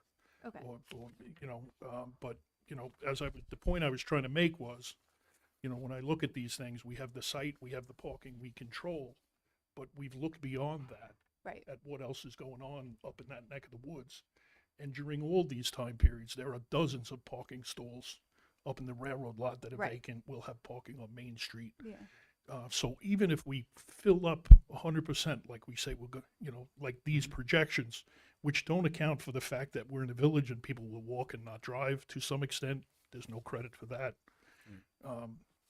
The people who live in the Baxter, the people who live in the Hills, Conifer across the street, One North, they'd walk here. They wouldn't take their car. So these parking numbers, in my opinion, are high. So my projections are, I believe, high. So I just want to let the board know that. And really, that's all I have. In addition, if you remember, the whole concept behind this project is that it's housing for graduate students, students who are seeking to go to the university, students who are going to the various area hospitals, so that they're anticipated that some of them will be biking, some of them will be taking trains. So the parking requirement, although it complies with code, is not something that's necessary here for the actual apartments themselves with the 40 units that are there, because they're trying to, and the benefit was to get more affordable units for people who are students in this particular situation. So when you look at the overall first floor now, it's 5611, but of the 5611, 4380 winds up being what is the office retail of 3390, the lobby of 390, the lounge of 600, which is 4380. And then in addition to that, you still have a corridor, 2 stairwells, utility, water, RPZ, elevator, 1 elevator, lavatory, corridor, utility, and all of that is included on the first floor. The basement now has been shifted to fitness and game room and storage. So it's been modified and it qualifies for the C2 zoning and complies with the zoning from the way we're reading the zoning code table. And the benefit that's being provided is a public benefit, which is in the corner of the building on what would be the southeast corner, which there's a space. If the planning board decides, it could be a fountain, it could be benches, it could be a clock, fine. If you don't want that, The covered plaza? the covered plaza. And if you don't want that, because there's also the walkway that's going around the building as well, and if you don't want that, then they'll pay the parking fee per parking space if you determine that there's a shortfall. So that's how it's being laid out. And then there's 4 stories here with the 12-foot setback on the 4th floor. If you have questions further about the design or the layout or the site plan, VHB did the site plan, but to my understanding, they've addressed all of the issues that are in the planning memo, or it's been submitted and it's under review. And if you have any further questions, Eric Nicosia can answer those. Eric, before you go, can you please remind me, is this building specifically for Stony Brook, or can anybody rent there? Anybody can rent there. Thank you. It was the one that received the grant that the Gito Group had applied for, the 900,000 plus that was awarded. Is there a clear plan of the area that is considered the public benefit that we can look at? I have on the site plan would show that the walkway.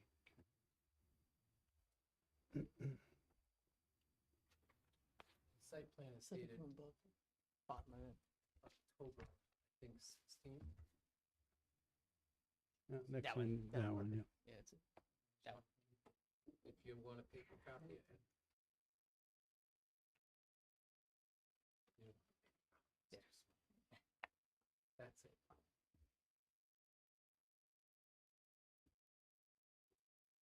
Yeah, so the walkway starts all the way at the back of the property adjoining where the hills are and continues to the front and underneath the building is that cutout. How wide is that walkway? 4.83 feet. Right, depending on the location, it's like 4 feet and change in one area and 4 feet and change in the other area to walk from what is Main Street going back to the parking.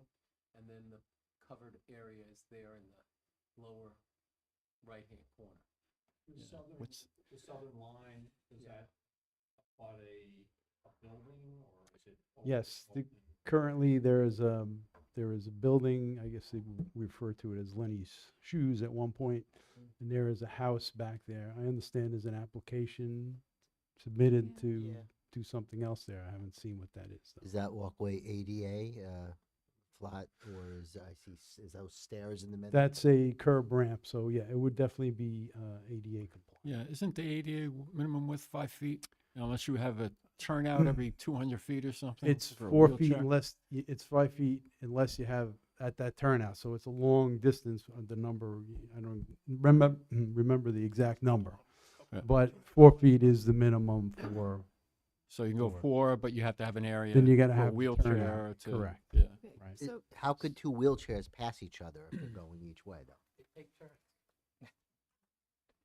so Yeah, I'm, So, and there would be that, where that intersection is, and we're showing a little curb ramp, that would qualify, because that'll be a 5-foot so, landing. And so the public amenity is because you have a 4th floor. Right? Correct, that's the requirement for to the, right. so your public amenity is a walkway connecting And a covered portico. which. So if you your decide- walkway is if you connecting decided it's gonna Main be Street benches, you know, to for rain, if a you parking decide- lot that's not public. I'm not being negative, I'm just being clear. How you doing? I'm Rob Gito, one of the applicants here for this project.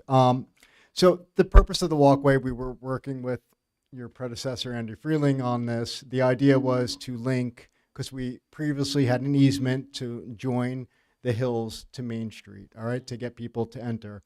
And also people that are in Texaco Park, if they want, it's a nice walkway to enter onto Main Street and shop along Main Street. So the idea was to make that connection. Our thought was, yes, this is what we've been working with the planning staff on.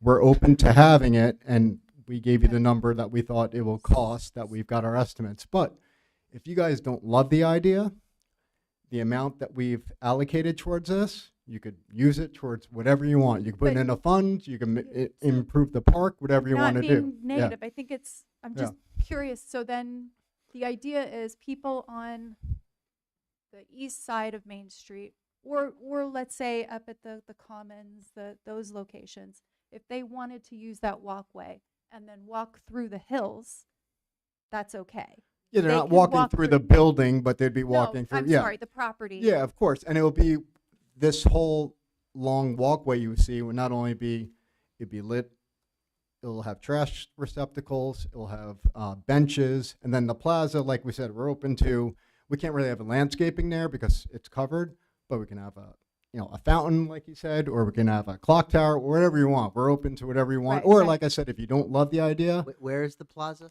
it's on the corner there on Main Street. Yeah, right there. Isn't there a bus stop somewhere on that block that you plan to redo? And That's okay. can that covered plaza now become a covered bus stop? I mean, if the bus stop's over there, that we'll have seating under there, and sure, it could be used as, an area for people to wait for the bus. I'm not sure if the bus stop is right there. If it is, then, For some reason I or had- in that area, sure, Yeah. we'll have benches I and think- whatnot that people could wait there for it. That's Well, fine, especially in inclement weather. Isn't there a sign for a bus stop closer to New Okay, Best okay. Cleaners? Yes.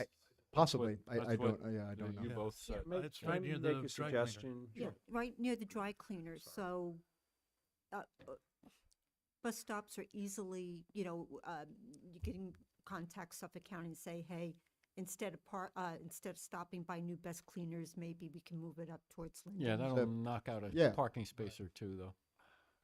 Yeah, It will? yeah. Couple, yeah. Because you have to reserve the space for the bus to be able to pull over. That, I'd rather have the parking. North side of that building. You might lose 70 feet to a bus stop. Right. Yeah. Yeah, I'd Yeah. rather Yeah. have. Is our property, and that's the adjoining. So walkway. Correct. Just as long as if Excuse me. everybody agrees that covered space is worth it, it has to be a safe covered space, which means very good lighting. It would be and- well lit, and we'd have, obviously it doesn't stop crime, but we'd have surveillance cameras there as well, like we do at all of our properties, just to make sure, and we can share that footage with the village, they can have access to it, whatever they want to do, like we've done in all of our other projects, so. Yes, Tom. Are you planning to go in front of the architectural review? We're meeting next week with for this could application I- and next application, we're meeting with them next week. Offer a suggestion that you conference with them about potential ideas for that corner?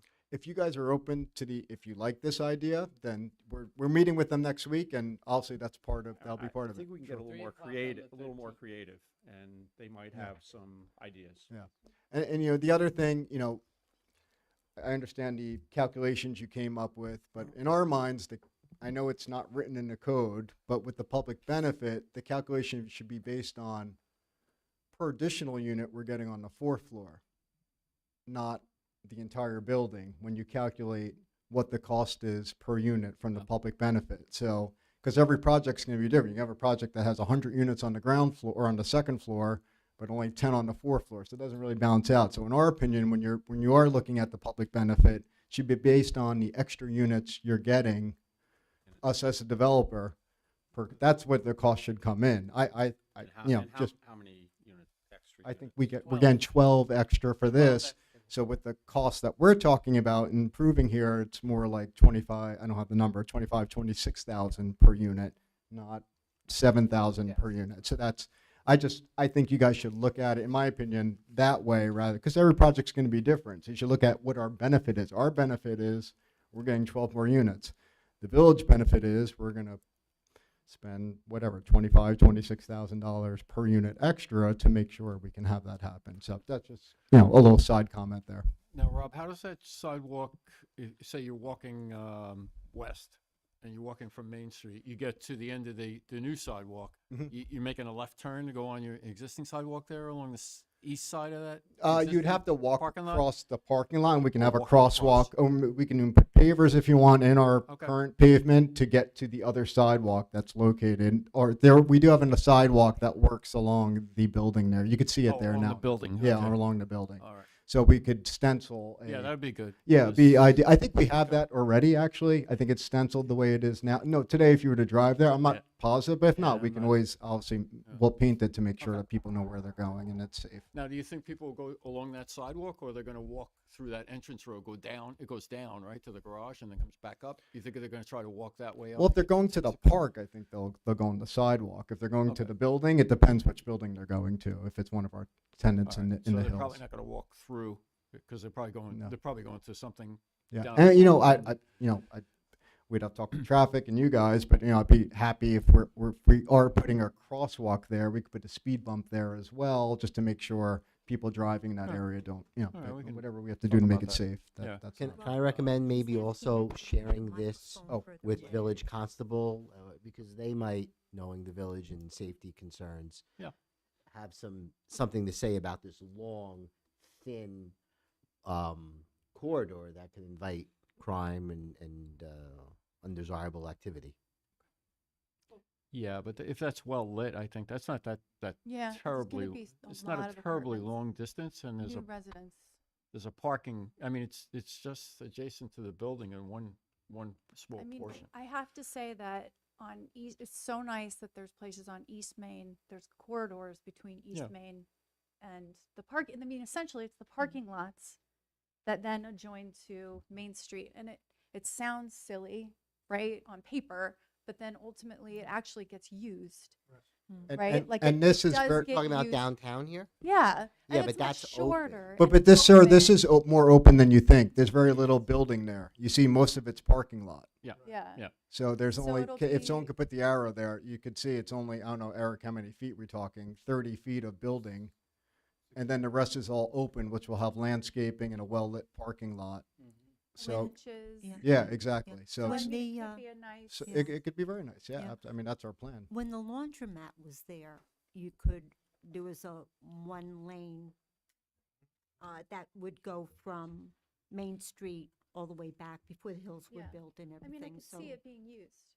Yep. No, Just I mean, wanted that's, to make sure this was the public. and listen, benefit. we're here and we're doing these projects to hope to help revitalize Uptown. So we're hoping, you know, our current 74 units at the Hills, as long as anyone that visits the park wants to go and visit Main Street, Uptown, Port Jeff.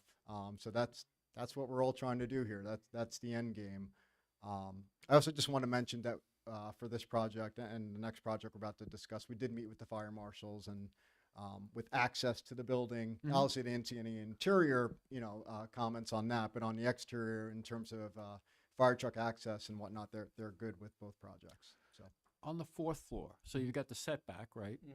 Mm-hmm. Is that, what's going to be on that outside area? Is that going to be similar to Cappy's that you built up on top of your fourth floor, top floor? So the fourth floor, you're talking about, well, we're going to have units and they're all going to have, they have balconies. That Oh, so is it- the, so it's the just balcony, setback it's is not- actually a balcony. It's not a common area then? It's not a for- common for- area. Oh, okay, And then on top of that, we are proposing a small roof deck as well okay. On And the top, on the top. Yeah. so like a. As fifth- we've done at like One a- North and the Brookport. It's almost yeah. like a fifth open. Yeah, I mean, it's, I mean, it's not, there's not a structure up there. It's just open. We have seating. The last two projects, we've done seating and a fire pit Yeah. up in both those How- areas. That's are very well received. So, where is it? I noticed that in buildings that are built, and we say there's a certain number of stories, but then the elevator shaft ends up being, so is that going to be level with that floor? So it'll have to be up above. So by, yeah. We're required to have one stair go to the roof, regardless. So one stair is going to the roof. That also serves the roof deck, and the elevator also for handicap access travels to that. So that, Oh, yeah, oh, that, thank you. right. And that's, you know, a little misleading that you're really not going to see that sticking up, you know, unless you're, you know, in the other building across the street. So And then mechanicals and stuff would be up there, but We don't screening- have too many mechanicals. I know they changed the code, but mostly PTAC units, so there's not a lot on the roof except for the common area HVAC units, so you really won't see that. But if you were to go to look at our Brookport and the One North projects, you really don't notice the elevator shaft or the one stairwell that you have up there. We are making the rooftop small enough that it only requires one means of egress. The Brookport happens to have two means of egress. We actually made it, in our opinion, probably too large, spent too much money on it because you have to have Okay. two means of egress. So it will be small, so you just have that one entrance and exit that you see there. And once again, if you were to visit our other two projects, I personally, I don't think it's something that you see as, oh, it's a 5-story or a 4-story Right, building. right. I don't think anyone Okay. would say that. Okay. Wasn't there a previous oh, I'm sorry. No, no. I think we're done. Wasn't there a previous question about the location of the sewer, whether or not it was in the west sidewalk and? I think it was across the street. We do have a sewer. the sewer line runs right down the middle of Oh, it does? sidewalk. Okay. It's not in the street, and it's a very large sidewalk. Okay. Yeah. Did anyone else have anything else? Because There's another sewer line. I mean, do you want me to go on through other this? side. Because we had a lot of Oh, staff so comments, but double. Okay. there's just one, my typical, Yeah. this is.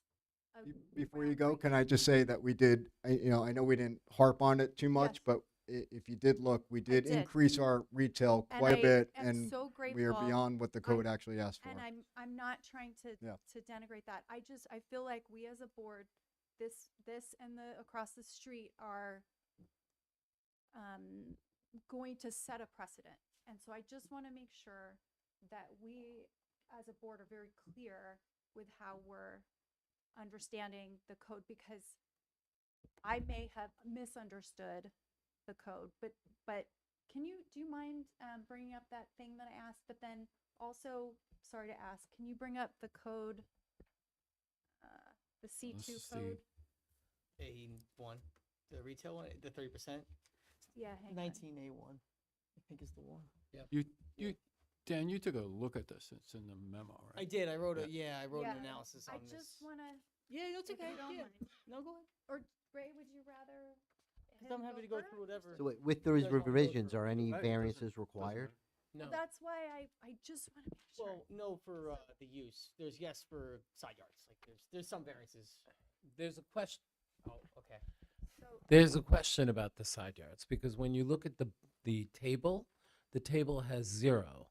And then there's a question about the side yards, and they propose, I believe it's 8 feet, that it's being 4 and 4, something along those numbers. But when you look at what's shown on the plan, Eric has the dimensions, and the totals come pretty almost on point for the 8 feet. I'll let Eric explain it. Okay. I understand. But, okay, so this is the comp plan as written, and if you notice, it says uses. It says the ground floor shall house only retail office space and lobby access for upper story uses, except in the C2 or overlay, blah, blah, blah, blah, blah. Then if you go to the code and you look at, so it's 250-19, and you go permitted uses is, number 13 is mixed use development with a permitted use on the ground floor. Okay. What are permitted uses on the ground floor? Banks, retail stores, personal service stores, government offices. Okay. However, in number 1, it says banks, retail stores, and accessory services. So I just want to make sure that we as a board agree that a lounge, although it's not a detailed permitted use, it's an accessory use. But then, if it's an accessory use, it has to be fully concealed. So, not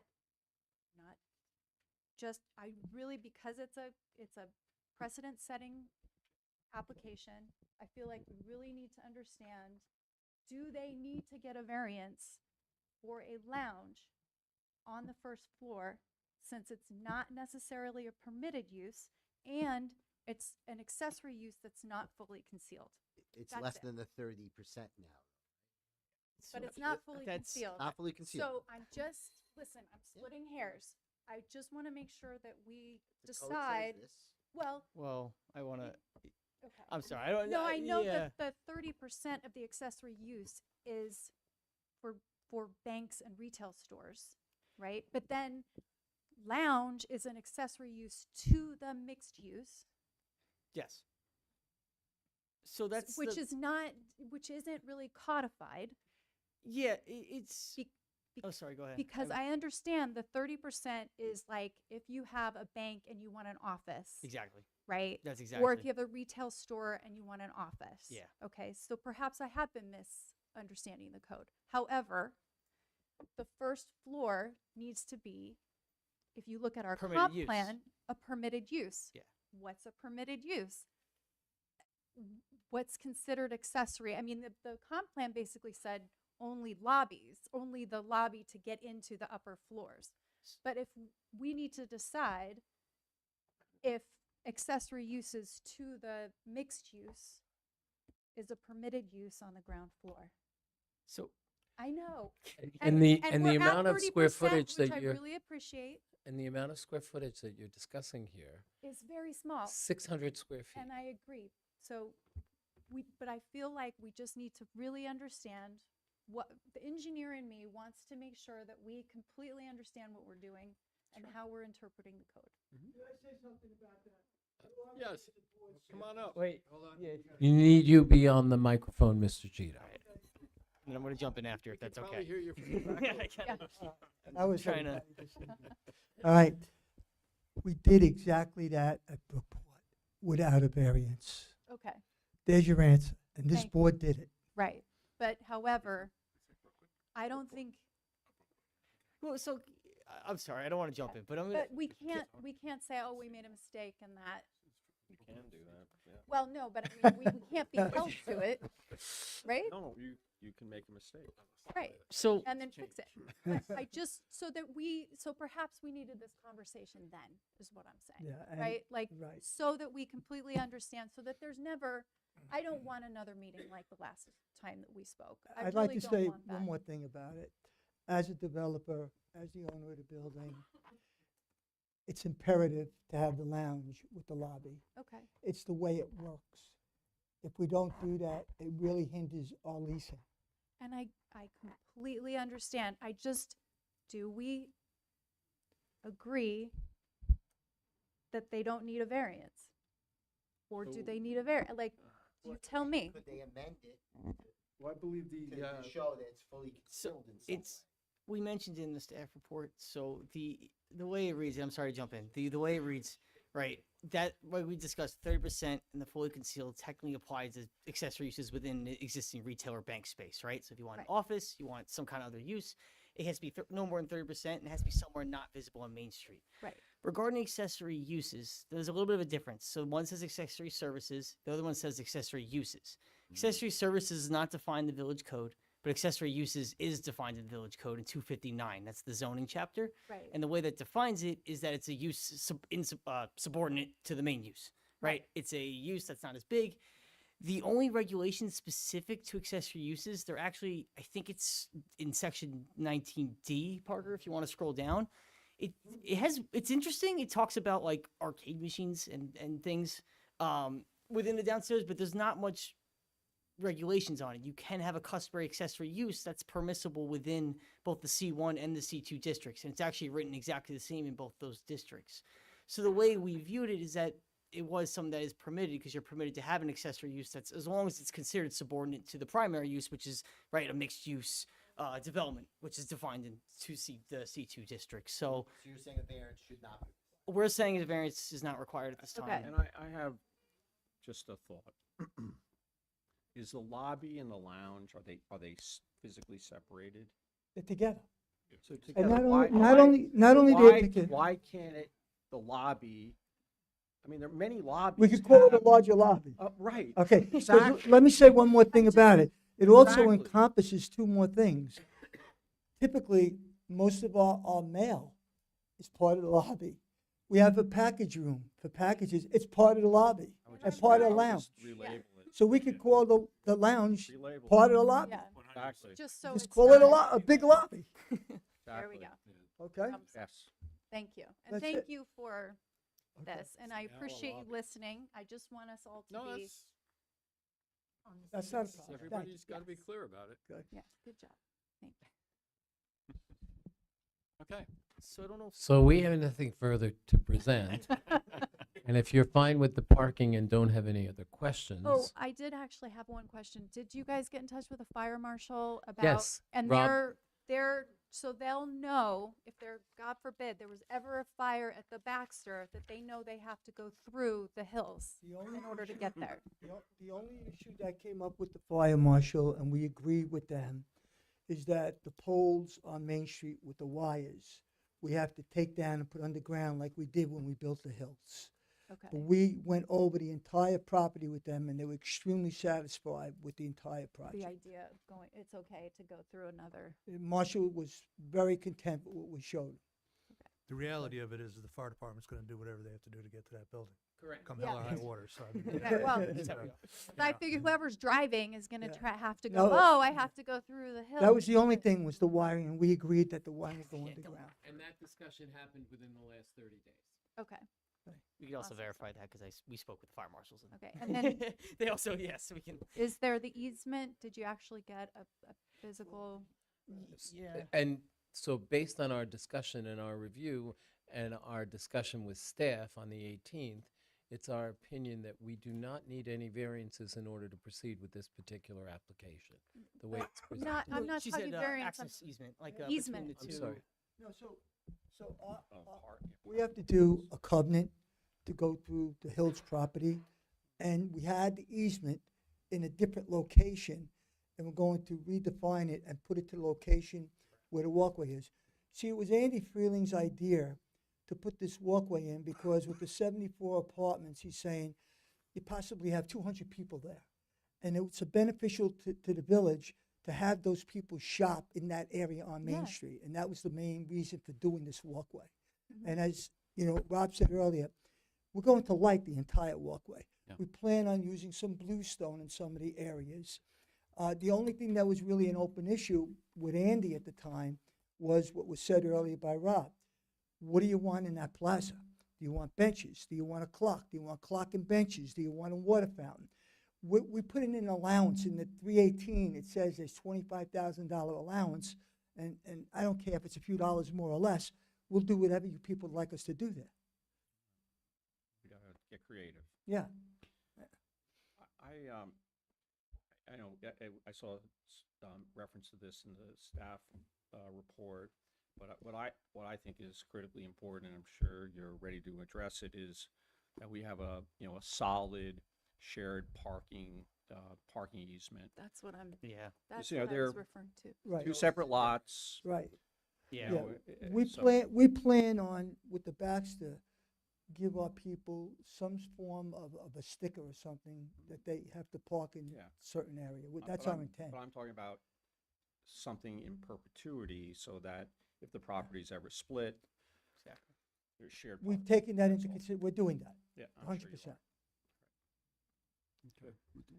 What's the, anybody know what the sidewalk width is along Main Street in front of the building? Very large. I think it's On about back 10 of the feet. building, I guess it is, right? It's very, Good.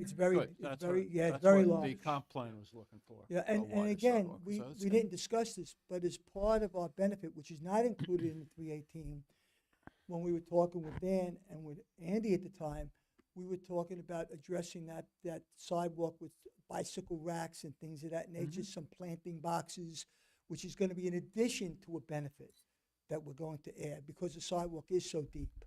And we will not have our problem with our lanterns this time. You can do something a little more interesting than just concrete and. Yeah, well, that's our intent. We've allocated some bluestone, maybe put some pavers in. We're gonna dress it up because it is very deep.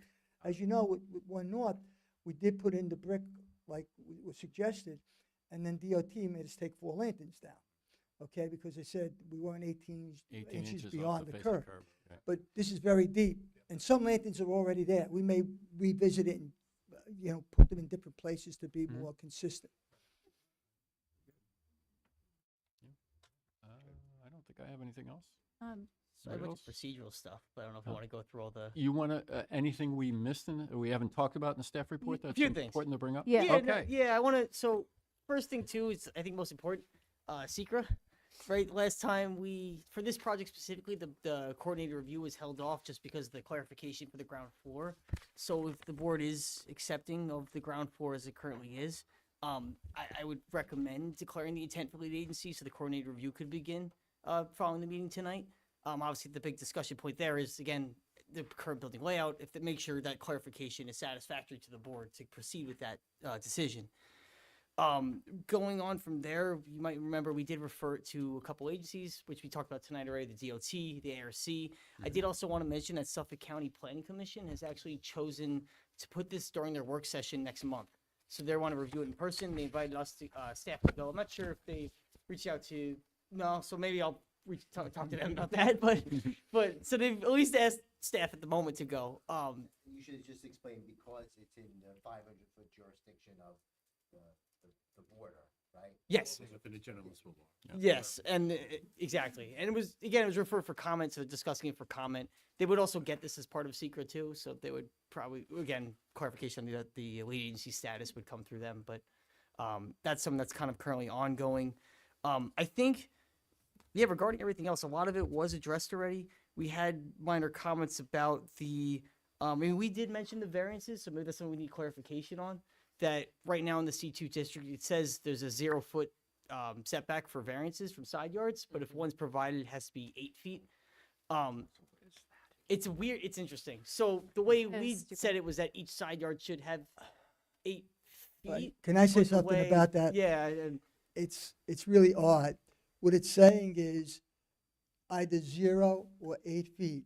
So if I'm going 5 feet, which is what we're doing, we're being told, unless you go 0, you got to go for a variance. So you're telling me build a larger building, and if you build a smaller building, you need a variance, which is ludicrous. But just to set a precedent for that, you, the board, again, allowed the 5 feet at Brookport without a variance. We had that between my Barnum property and the Brookport property. And it really helped us when we had our storms and our floods, because we took some of that water and we diverted it out to Main Street because we got 2 feet of water in our buildings, as you know. So That again was something that the board set a precedence without a variance, the 5 feet, and that's what we have now. So it's up to you again. And I think honestly, down the road, the code should be changed because it doesn't make any sense. There might be a couple of places where the code has to be changed. Unfortunately. And it's inconsistent. It I might. mean, here was. Okay. Here we're saying that if you don't build a larger building, you got to get a variance. It makes no sense. I don't think we have an objection to it, but that's really up to council. About the setbacks, about the, 'cause they did, the I said, I don't think we have an objection to it, because it's a setback's being provided, so I mean, but that's just how the code reads, so I'm not sure. It's a common sense interpretation of the. Okay, of the so code. we'll, Just to add, the comprehensive plan, Yeah. would say 8-foot total no both. variance, okay. I'll trust you. So there was a disconnect. And when you look at the chart, it's blank, or it says 0, or it says 8. Yeah. The chart is totally misleading. Okay. Loading zones? Yes, I want to mention truck loading spaces. So based on the code, currently they have 1 provided, and the code says that technically 4 is supposed to be provided, but based on the square footage of the building, so that's technically a variance.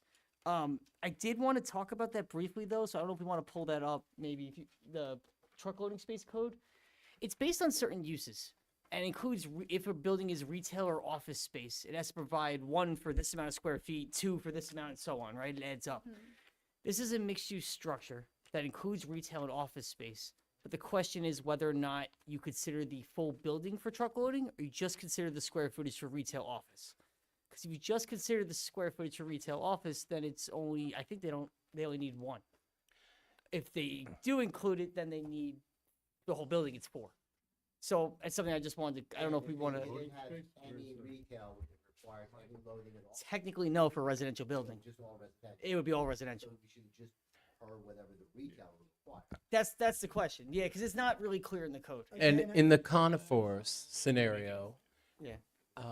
it was 1, they just viewed the commercial only, and it wound up becoming 1 loading zone based on the commercial space only. Where And was that? Yes, and Wow. so it was followed, followed in conifers and Brookport throughout, so it was 1 loading zone. It wasn't a Is that- requirement of 2. Is that loading zone not also for somebody moving in Yeah. to the residence? Well, they could So use it here for that. Yeah, but it But if doesn't. they The code doesn't really say mixed residential. It doesn't distinguish. No, It's But not we this- have 1 at Brookport, and we have 44 units, and we have the retail with the coffee shop and the bank. Yeah, yeah. 1. And going back when Ziegler was here, that was the interpretation, that it was 1 loading zone based on commercial and 2,500 square feet. And that's how it got there. And then it was followed in all of the other plans. And I verified that with Lou Bukowski, who used to be a distinguished member of your board here, and he also recalls that interpretation. It doesn't really get used. It really doesn't. The only people that go there is you got FedEx and UPS, and you got Amazon. Yeah. And you And know they're what? in and They out. don't go in the loading zone. They pull right up to the front door and run in with their boxes. You know, maybe for like you said, moving. Maybe, because even there, they want to be right in front of the door and bring everything in. So, I guess maybe it's a discussion point. If you're accepting of 1 loading space, then technically they don't require a variance from that either, and that would negate all the variances for the project. Correct. I'm okay with it. I'm okay. No variant. Okay. So those are all crossed out. All right. Let me just real quick. We talked about parking. I know the board formally. That's a question. Formally accepting of the parking arrangement, the traffic studies. I don't know if you guys want to discuss that. That is a very important aspect of this project, as they've indicated tonight. So. Yeah, the traffic was just a striping a do not block the intersection zone on at Texaco, the intersection of Texaco and Sheep Pasture Road, just for the eastbound traffic that blocks that intersection. And that you can, Pat, you confirm that with observations that that is a problem. Yeah. The parking we'll take a look at, but it sounds good. I mean, we'll take a look at the numbers and more Yeah, so you got detail, one but- further I review have of the to say, park. I haven't had as much time to look at that. But I don't see as a any, whole. any issue with it. I mean, it's better than it was, right? You have more spare spaces than, more vacant spaces than you did before, so, That's correct. yeah, yeah. And the point that people in the building will visit the restaurant, and you don't, they're not parked, they're already parked. Restaurant. I'm sorry. I'm just making sure. Restaurant's gone. There's no special permit condition.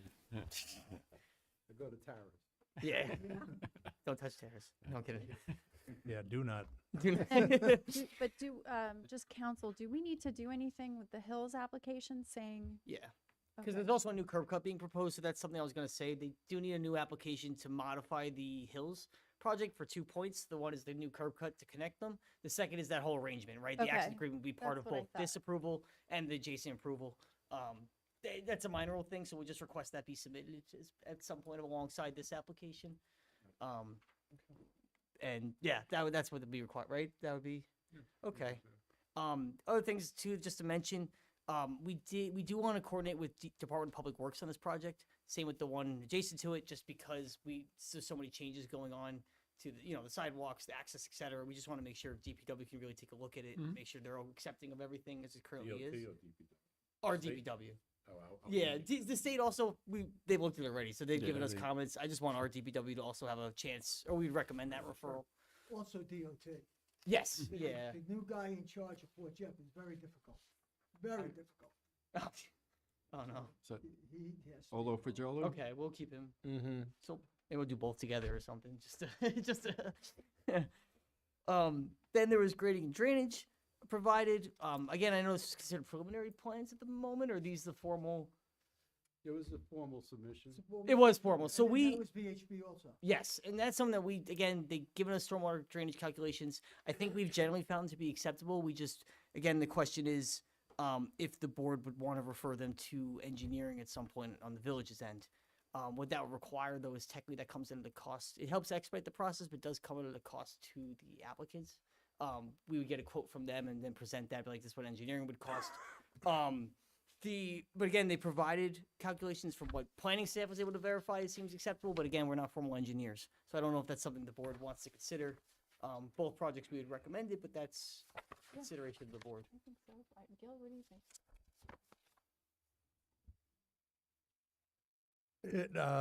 Be honest with you, I don't know that it requires review of an engineer. I mean, we could look at it.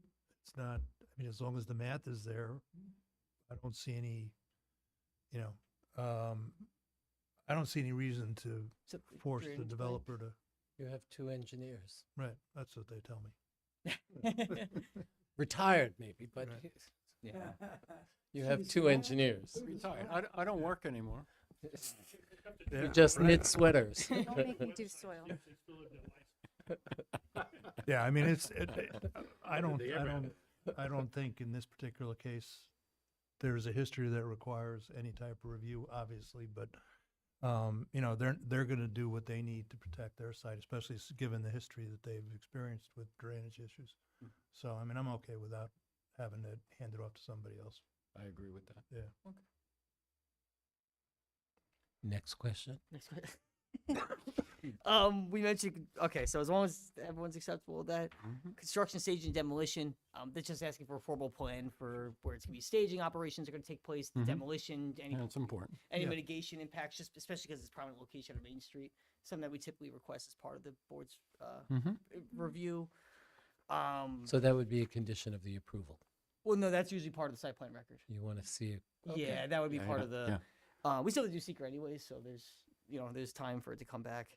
ARC we already discussed. Landscaping plan they've submitted, and it's very thorough. We just recommend if the board wants to refer to the CEC for comment, it's really up to, or you found it to be fine. 3 trees and it's not a lot. And you can't do much with the area, but it's like 3 trees in the front. Let me ask you this, And- who does better landscape? I know, I know. So are you planning on putting any, Wherever I can get it. what are the Planter boxes? Planter boxes. That's what I said earlier. Okay. Because we have the depth with the sidewalks. Okay. Our intent is to put some planter boxes. So just make sure they're not, because we had an issue with the commons, the the planter boxes ended up being Oh, yeah, there was in a, the, yeah. Oh. They needed a new easement for it, and it was, yeah, yeah. they ended up in, I mean, basically on public property. They're in the public right away, so they had to Yeah. get an easement to. So that's all. I mean, Yeah, if you're just make sure planning on they're- doing more than what you have here, Okay. right? And then, yeah, I mean, because I don't think we need any real screening or I mean, from the back. maybe along the walkway. I mean, I was gonna ask about that, what We you're can't- planning. I've tried, I have no room. What about Yeah. But fencing in or? the 318, you'll see there is some allocation for landscape because we have the transformer in the back. And I have planting going around that. If I could get some planting in, I had said to him, I'd like to get some planting in, we'll see. What about fencing along The that fence line? we're gonna have. Yeah. The fence we're gonna do, if I recall, we've been using the black PVC. And I know when Jennifer was part of the board, she said that you changed the code from black chain link to the black PVC because you liked what I was doing. It's a solid fence. Yes, I'm assuming that's still the case.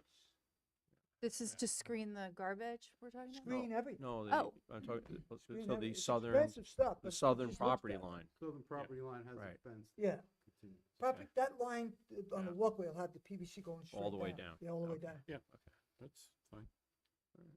And I'm hoping to get as much lighting as I can on that sidewall to make that very bright. Yeah.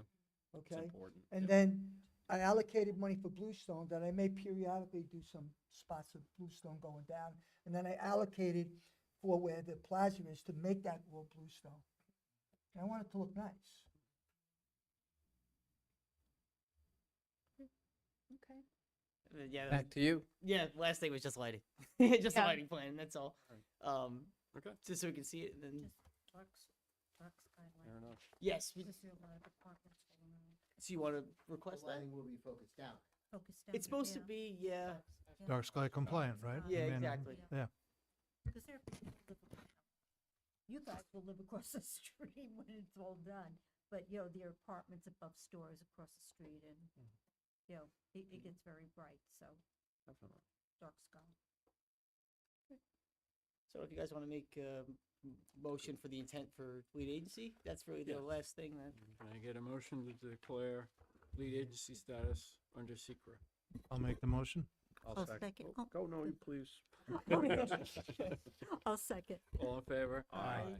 Okay, thank you. Dan, Thank you. Have a good evening. Dan, one little thing I noticed, I don't know if it matters, but on the back of the DOT report, they've got the overlooks, public Oh, benefits. is it- I, look at that. I see it with the wrong one. Whatever, so Okay. just make sure that goes away. Yes, I will. Thank you. I was in a rush, so you can't tell. I'm not moving. Yeah. At least we got to the bottom of that 1506. Right. Yeah, 1506. Now yeah. Water, thank you.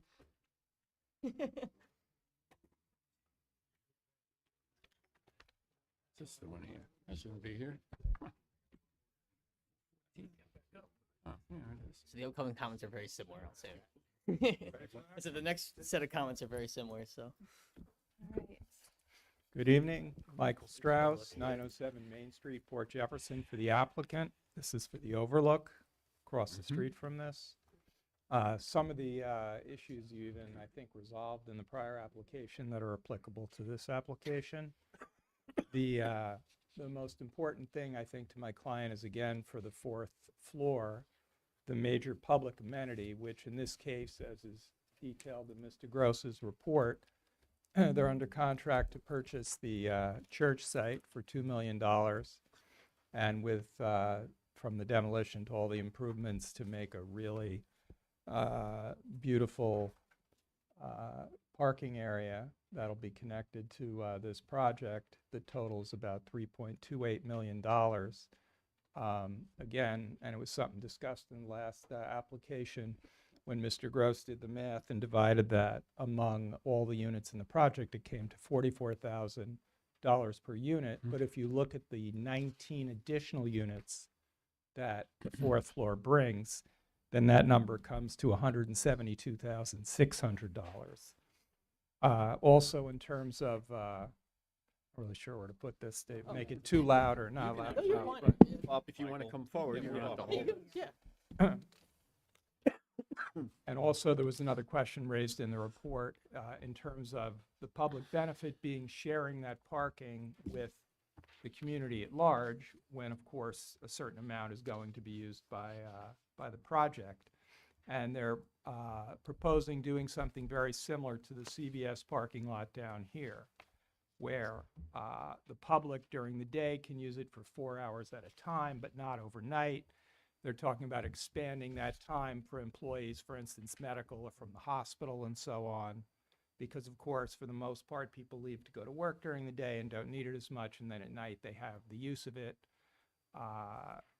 So, they're thinking that really, should work. And I think in terms of the intent of the comprehensive plan, I think that spending this kind of money to bring that much parking in this particular area, which is really obviously the thing that the village needs the most, I think we all know in many respects, especially up there, that it really would meet that criterion for the fourth floor.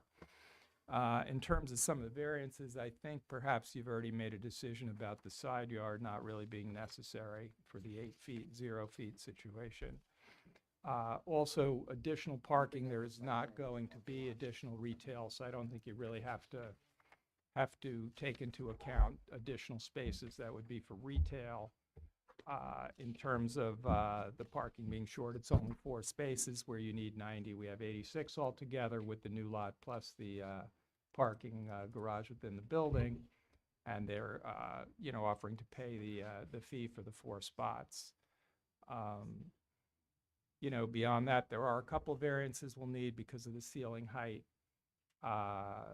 with being 9.5 feet and not 15 on the first floor, and potentially a use variance. So we'll be going to the zoning board for that.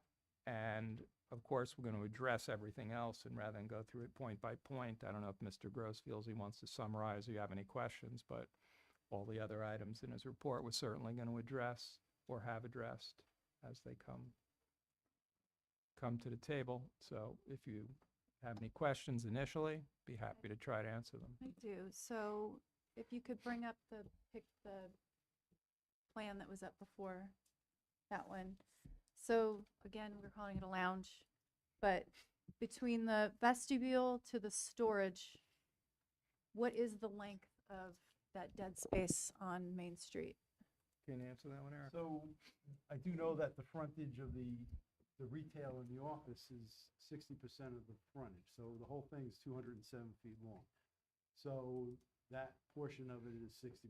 So I guess just from a percentage of the frontage is going to be 40%.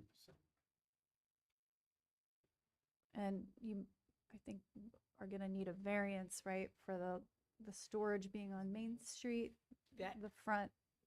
It's like, again, not an acceptable. I don't think that was brought up, right? No, so the variance is actually from the, Well, the first floor, yeah. exactly, first floor But apartments and having conditional Yeah. use. So the floor there is at least 4 or 5 feet below grade because of the entrance where that vestibule is. That's the floor level of the apartments in the back.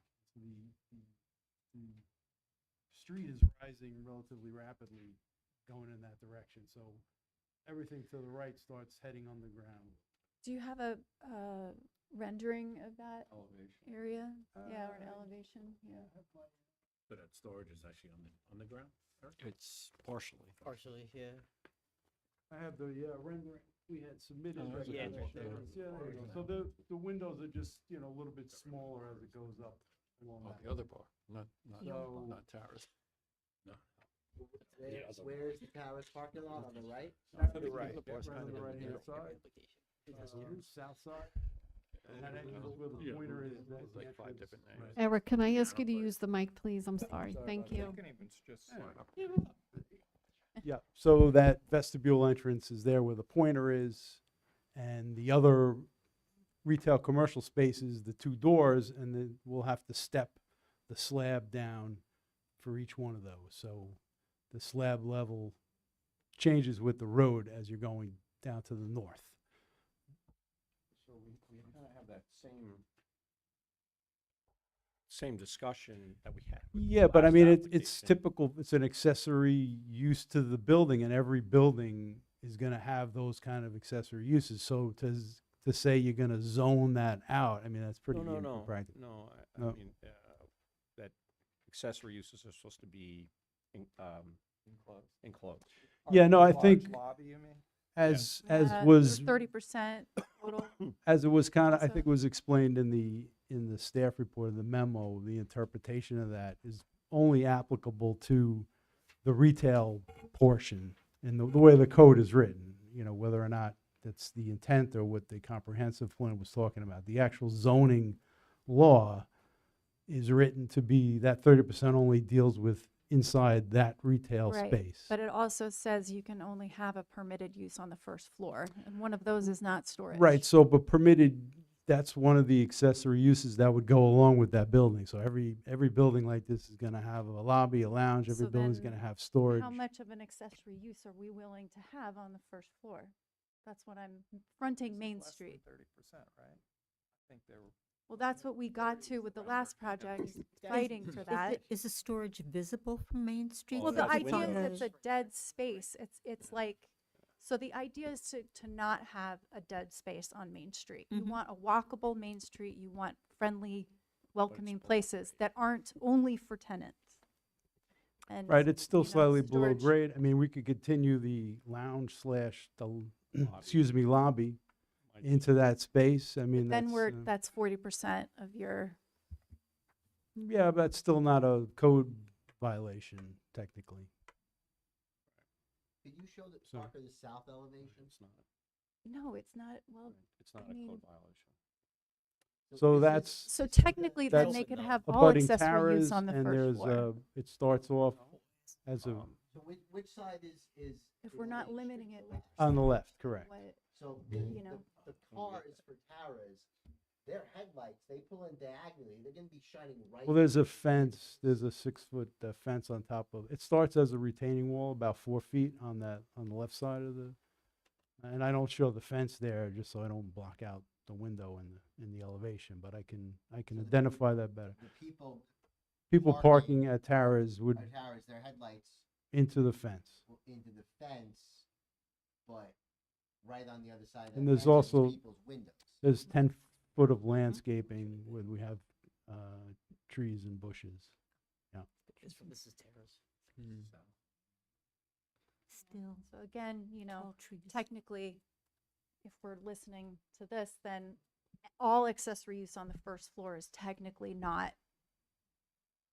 Well, So I think we need to decide you could just what we're willing to have on the, so this is what I was trying to talk about in the last, right? It's still because it's vague, right? And It's so, it it's should so, be subordinate to the primary use. So like that's why Right. I wouldn't. but of what extend- percentage? Because it's like, so what does that mean? So okay, fine, we agreed on 30%. Mhm. And we're over that again, and we're deadening that whole end because it's basically lounge, lobby, and then storage. So The problem who is are like first floor again, layout like is- why,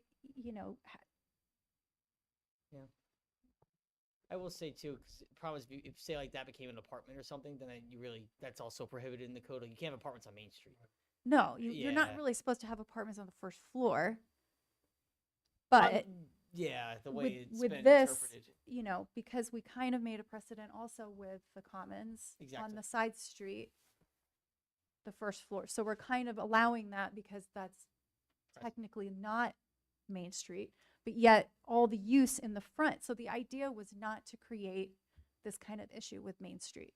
And sorry I keep harping on this. I just feel like Well, it also, It's it does the have big part. activity, and it's probably more activity at night especially Not the than storage the area, office though. and Like- the retail. So that lounge will be active at night and gives the street Yeah. some extra. the storage area is, Yeah, the storage area. yeah, it's completely dead. Is there maybe a way to Hmm? reorganize that space? That's what I was thinking. On the bottom, it's Main Street.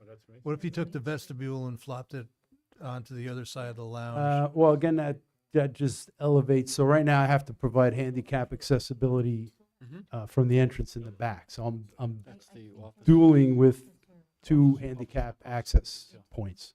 So by putting the entrance on the south side, that's just gonna raise the floor way out of, I mean, 4 or 5 technically, feet all that over the storage thing. is so you don't have an apartment on Main Street. Let's just, you know. Can I say something here? So, I was in Saratoga recently, and they have some beautiful redevelopment up there.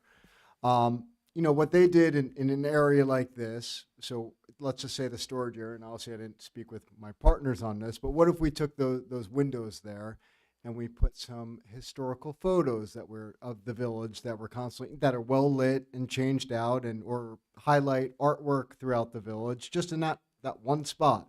So I know it's a storage area, a window's not going to see anything, but if we highlight the village with, like I said, historical photos or artwork that whether students or people from the village are producing, to put something to highlight in that area, would that be something you guys would be open to? I understand it's a storage area and it's there. Let's just call it what it is, so we can then have apartments going behind it. But if we can highlight something that everyone can appreciate and walk by, and will change periodically, maybe quarterly or monthly, whatever we have to do, would that be something you'd be open to for that? It's a small little area, just that one small spot. The lounge, like Eric said, if you walk past any of our other lounges, they're well lit, they're nice looking, they're active, people are hanging out, they're watching movies, they're watching TVs, we're hosting, all of our lounges are constantly, not every week, but maybe once or twice a month, people are renting out to have events at night. So there's going to be activity more than we're going to have if we put in office space. There's going to be more going on at night than you're going to see currently. But in that one storage area, let's highlight, some of the, work that's being done by some of the people that live in this village. Like creating an art space. Yeah, historical photos and or some artwork, something like that in that one spot. Once again, I didn't discuss this with my partners, but, just trying to think outside the box, something that, just on the exterior, we'll have a window box that we'll change out the artwork, and that's it. Or we have nice historical photos that stay, Where does that end? That's a terrace? Which? But a window that within the window you'll walk past. I'll give you guys examples of what this looks like. I saw it recently a couple months ago, and I thought it was very nice. Is the storage a need, or could you create, and I'm just throwing this out here, an art space with an open window so somebody walking by can see an art exhibit only because I was in the city for some time over the past couple of years, and there are multiple buildings where, artists will create something every couple of months and they show their work. Yeah, I'm saying something, but rather display, than a display closed- space, I'm saying. A Yeah, window rather that you're looking at, a display window. I mean, the other thing I'm thinking here, we just did this in another property that we have. We create a Zoom room or a podcast room. It's a small enough room. I don't know the dimensions of it offhand, but we could do something like that. You could see people having podcasts or working on Zooms. I mean, we could get a little bit creative. We're not really looking to store a lot there. It's just, we're trying to meet the code requirement. Yeah, but we can limit the hours of when this is done. We can lock the door at 10 o'clock at night, so people aren't doing podcasts or Zooms at that time. Just try and think outside the box, things that would create activity. The podcast space is very interesting. So you could actually put in audio equipment and rent it out. We just built one. We did a Zoom room, for example. So we put a computer, we put a camera. It's well lit. Would that be anybody, or would that be? It'd be for tenants only. Tenants only. It'd be for tenants only. Yeah, to open up to the public would be a interesting situation that we wouldn't want to get involved with. Yeah. Yeah. So something like that. I don't know if the dimensions would work for that, but I assume from what I'm looking at here, something like that. I think that would would be a nice element to have, and as long as you can open it up. Yeah. So it's not. You guys don't want to see a box there. You don't want to see a wall there. Right. So if we could do artwork, or like I said, a Zoom room or a podcast room, something like that. If you go to MacArthur Airport right now, it's pretty cool. When you walk into the baggage claim, there's a podcast room. I've never seen anyone in it, but it looks cool. So you've seen some, all right. So, something like that, I'm not saying we're going to have people doing podcasts, but a Zoom room would be something that I think tenants, a lot of people work from home now, and they're constantly Zooming. They don't want to be stuck in their apartments. So that's why we created this. And this is a building in Amityville. We just did it. It's already getting used. Put a printer, put a computer, put a camera, it's well lit. That's But it. you know what would be right up your dad's alley is if you put a train set. He would prefer train set and artwork over anything I'm talking about, I'll tell you that. So, You know, especially up by the railroad uh, station. that'd be a great idea. We could put it, I'm sure he'd be very open to setting up a train set up there, which I'm sure everyone, actually, if you walk by Theater 3 right now, they did a great job with a Lego set. I don't know if you saw that. They did a Lego rendition of what Theater 3 looks like on the inside. And every time I walk by it, I stop and I look at it because they did a fantastic job. So that's a great idea, having a train display there. Some activity, something, and to me, that's a piece of artwork, a train layout like Okay, that. so just to clarify, at this piece of property, there's no way to move that vestibule because of the grade. Correct. It's a little worse condition than I had it before, but I'm able to work with it. So originally I had the door a little further down, but when we expanded the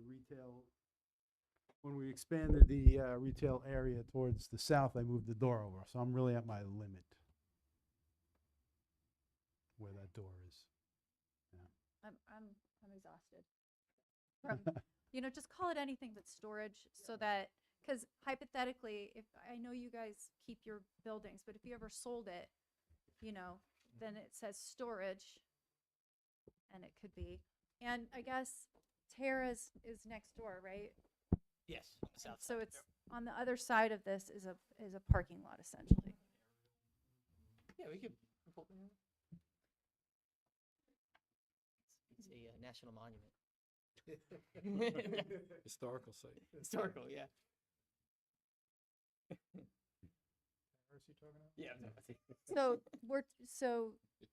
that's however long that space is, 1 feet.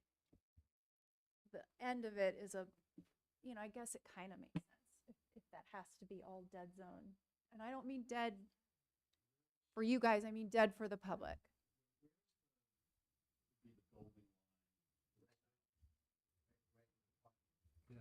I think there's a bit of a step back proposed. Well, there's 10 feet, right, Yeah. from where the front of the car is 10 You feet. have to- from the north. You have to screen. Yeah. You'll have the fence, and you'll have some kind of screening. Yes. So it's 10-foot distance from the edge of the parking lot to the building. Yes, there's a 10-foot setback on that All right. side. Okay, that's better. There's a grade change, though. with the problem.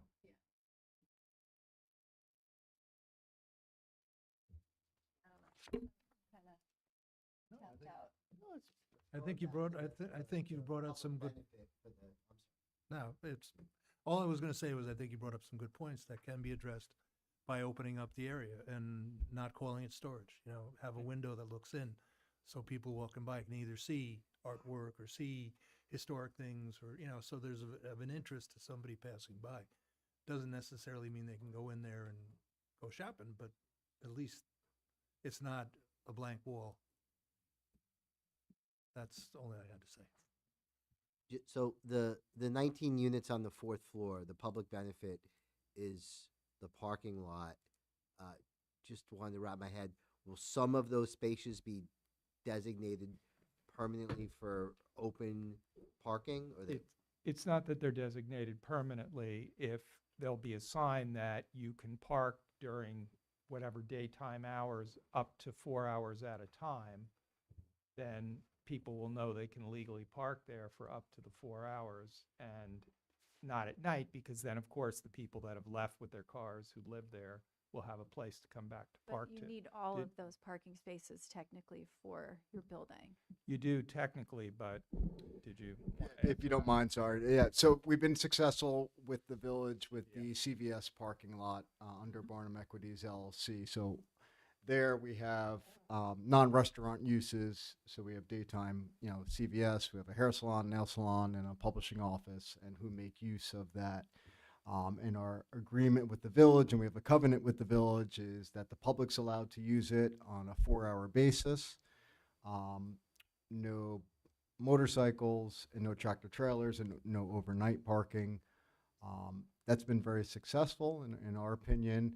We also, at different times, we've worked with the village. They had the counter there for a while and whatnot, that whatever they phased out. But we also had a situation where we would allow employees to park there, daytime employees during the day. So, it works out well because our the majority of our residents for the property are going to be gone during the day. So assuming we have mostly daytime type, non-restaurant type uses, they can use that parking during the day. When our residents come home at night, they'll be able to use those spaces. So it's a true shared parking situation. And if we were to analyze, and if you guys watch and look at the CVS Barnum parking lot, that's been very successful. That's what we're proposing here, that 4 hours at a time, no overnight parking, and it would work out for whether, the hospital, they're constantly expanding and looking for more parking, as well as, even someone working at towers during the day, or the dry cleaners across the street. So any of the other uses that are currently here or going to be here in the future, they would be able to park 4 hours at a time. So that's what we're proposing for that. CBS has been excellent. That's worked beautifully. It's worked out well. Did you need all the parking places at CVS for the property? When it was built, yes, that Okay. was, yep. But those were higher parking calculations at the time, right? Those were what? Higher parking Right? I Didn't they reduce the parking? How many Yep. units are in the building? We needed 1 to 100 for the retail. That's what generated the need for all those additional parking spaces. Okay. But as Roger said, we get so many people complimenting us on that particular parking lot when it's in spring and in the summer, with the way we shape the trees and all the flowers we put in. It's a big asset to the village when you come down that hill and you see that. That's what we're looking to accomplish here, is the same exact thing. Heavily landscaped, well lit, and just a beautiful parking lot.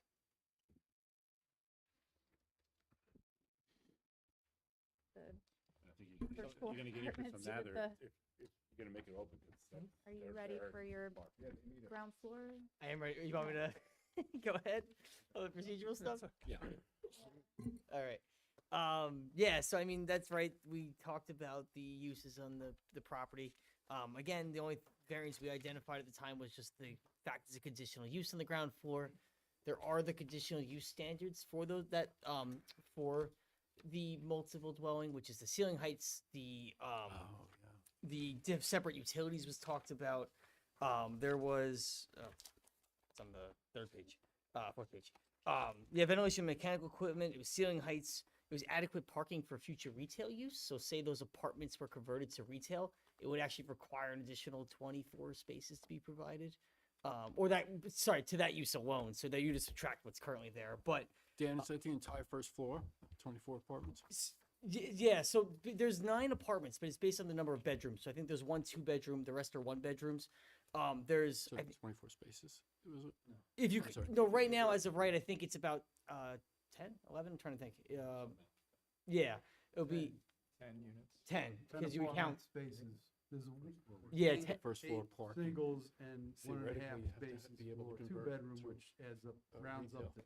to. Rounds up to 10.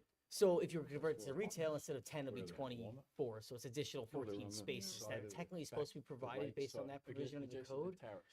So they would need variance, right? At this time, there's not, we know the ceiling height is proposed that it's just a little over 9 feet. So technically they don't meet the first standard. Regarding the mechanical equipment, we just don't have enough information in the record, but assuming it currently doesn't comply, there's technically variances required for all those conditions. So that's 4 separate variances for each condition of the multiple dwellings that would be required for the project. Again, just the board should consider. Again, we do recognize that some of those covenants, specifically the 15-foot ceiling heights, may be a bit outdated, modern construction standards. I'm not sure. So even for historic ones, I think we've talked about it's a little high. So I don't know if we have objections to that one. But again, and plus, given the location adjacent to terrace, I'm not sure if it would ever be converted. But this is an example that is extremely detailed and codified. Yes. So I don't feel comfortable just going, oh, let's throw it up. I think they need a variance. Oh yeah, I'm saying. Okay. I wasn't saying no. I'm sorry. I was just saying I don't know if we're against the variances, but we still recommend the zoning board consider all this because. So that that code section you're talking about has 4 conditions. So is that one variance that we have to look at those 4 conditions, or are those a separate variance for each of those conditions? I think they're all. We've always done it separate. I would say like, because they're individual.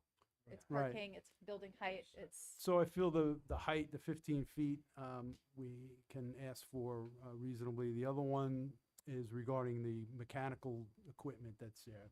So all those, the corridor is the bearing partitions that hold up the structure. So all that stuff in the middle is kind of independent, but each one of those units would work well as an office, or work well as, if we went to the health department, we can have service, nail person or hair person. And in fact, if we just take out the stove, I have a rentable unit. The bathroom would be handicap accessible. Each of the apartments has a heat pump. There's 2 heat pump units for each of the apartments. So if they were converted, it would automatically be ready to go. It would still meet the commercial code requirements. So technically, those could be just, change the kitchen out, and you have a usable unit without any construction. And the other, the parking was the other one, and then the other one we talked about is not disturbing the uses above. So, again, because it's, a use that we could easily convert, we wouldn't have to do anything to disturb anybody upstairs. We wouldn't have to run any more pipes going upstairs, that kind of thing. And it would work good as like a live, I don't think anybody really want to convert it, but it could act as a good live work. If I was an architect living upstairs, I could go down to my office and. Never leave the building. Yes. I don't know how expect to convert this, apartments into. Well, it's about an 800 square foot space. So when I rented an office, it was a lot smaller than that. So as sole practitioner, or, even a doctor, if we go back to the health department, I could get some medical use in there. And we could even clean out, those partitions could all come out, and we'd still have the mechanicals there, split system, a little different. But, so are we saying that you can't have any construction and any of these, if the code is saying that I can't do any construction? So obviously it'd be easy to put another ducted air conditioning system in, for example. If we were gonna rent it out to 1,500 square foot user, we could provide other heat pumps and put a ducted system in. So that would involve some construction, but I don't think the code would say that you can't do that. Can I say something? I don't think it should be done that way. I think the fact that we need the variance for the 15 feet, the fact that I believe we need the variance that we're saying they're going to be apartments and they're not going to be converted to retail at any given time. That's the reality. And I think that should be considered, instead of 2 variances, make that combined as 1 variance. And that's up to you. That could be 2 variances or 1, but I think it should be 1 for the 15 feet and the fact that it cannot be converted into retail. And that would be 1 variance. It could be 2. It's up to you. Section of the code. Excuse me? Is that the same section of the code? Yeah, they're all subsections. So it's like, it goes through each standard. We've done in the past where we've made people go for each standard. It don't matter. You're going for a variance, it don't matter. You're there anyway. You're there anyway. They're gonna be It companion don't matter. applications. So we know we need the variance for the 15 feet. Yeah. We know we need the variance that we're not converting to retail. And with that, we don't need the 24 parking spaces. Okay, so that goes away. Okay, but then we're short a couple of parking spaces in the big lot, so we're gonna need a variance for that also. And then we're gonna have to pay for parking for the four spaces that we short? 4. And to me, that's the program here. Am I wrong? I don't want to get hung up on this, but I just want to understand, what would the variance be on the HVAC or systems? There is no variance. Why would you need a variance? Well, I even said it was variance, but you just need documentation saying that you could theoretically do that in the future. Like, you would show how, either write a written report or something about how. You could do it. You wind up putting units on the roof instead of P-TEC units. It could Yeah, be done. that's all it would be. We just had nothing in the record. It's a non-issue. It's a non-issue. So I would propose that I could submit a plan that says, if we had to convert, here's what we could do. Exactly. Right. Yeah, that. Right. Well, I have a question though. If you have a variance that says you are not converting these apartments into anything else, why do you need the 15-foot variance? Isn't that because, I'm sorry? It obviates all the other stuff. Yeah, but precedent is that we ask for each section That's what I was saying. So either combine it or break it up, however you want to do it. You're saying a variance for the mixed use standards because it's conditional use on the ground floor, and that conditional use has all these substandards. You're saying one I don't Just- know, that would be okay. yeah, That's what I said. We could do it as one. one. Okay. That's I mean, what I that's- said. what do Yeah. you, counsel? It don't matter. We go for the Sounds bid. like- We have to go before the zoning board anyway. It don't matter. Yeah, no, it That's doesn't. not the Do you want to look into it? How many are you suggesting? 2 of the 4. Right now it's, well, if those two are satisfied, then it would be 3. One for the conditional use standard on the ground floor, and then the other 2 would be those not being able to meet the conditional use standards. The one was the ceiling heights, the one was And then you parking. got the park. Yeah. Yeah, those are the 2. That's what I thought. So that would be 3 variances. That's what I thought. Are you okay with? Yes. Okay. Yeah, no, So we can take away the other 2. We just want to, as long as you guys want to submit a plan, just showing. Yeah. Yeah, that's. I know I'm paying the butt. Yeah, I'm I'm just- fine with that. once you're going, whether it's one. Yeah, that's fine. Yeah, I'm fine with that. I will say, because I mean, based on everything else we were saying at this point, seeker's already been done, right? The coordinator review was done. There was no objections. We were saying we're gonna go through the remainder of the points, but a decision the board can make tonight is referral to the ZBA. So the next step, you go in front of them, and then they could potentially get those, at least get relief from the variances. We would like the board to at least address that so that we, for experience. Yeah, Definitely. exactly. I don't know if you want me to go through the. Yeah. Okay. So, I mean, the major public benefit. I know you guys. I know. I'll go quick. So I think you guys are okay with the major public benefit. The ARC we talked about, that's gonna be next week again as well, alongside the Baxter. So they're both to be reviewed at the same meeting. By the way, we're going before architecture review simultaneously. Both Baxter and the Overlook next Tuesday. The architecture review, both of them. And again, we went to the fire marshal with this also. Okay? Let's see. So we talked about now parking, right? We did talk about. I just want to clarify that's acceptable to the board using this as a municipal lot, even though it currently meets parking demand. Okay. Yeah, I mean, it sounds like that's what they did at the. Right. Exactly. So I don't think we had an Very objection. successful. We didn't. Very successful. I mean, part of that parking will be for your retail use during the day, but I still think it's a good Well, amount. we have some on-site parking that I think the retailers use more than the lot across the street. Okay. Anyway. Okay. Then there's access. We're just similar to last time. We want to give this to DPW for their formal comments, right? So that's something that's going to be underway. Truck loading space, then technically they comply. We talked about that last time. There's only one space required. They are providing it, and I think we found it to be in a fine location.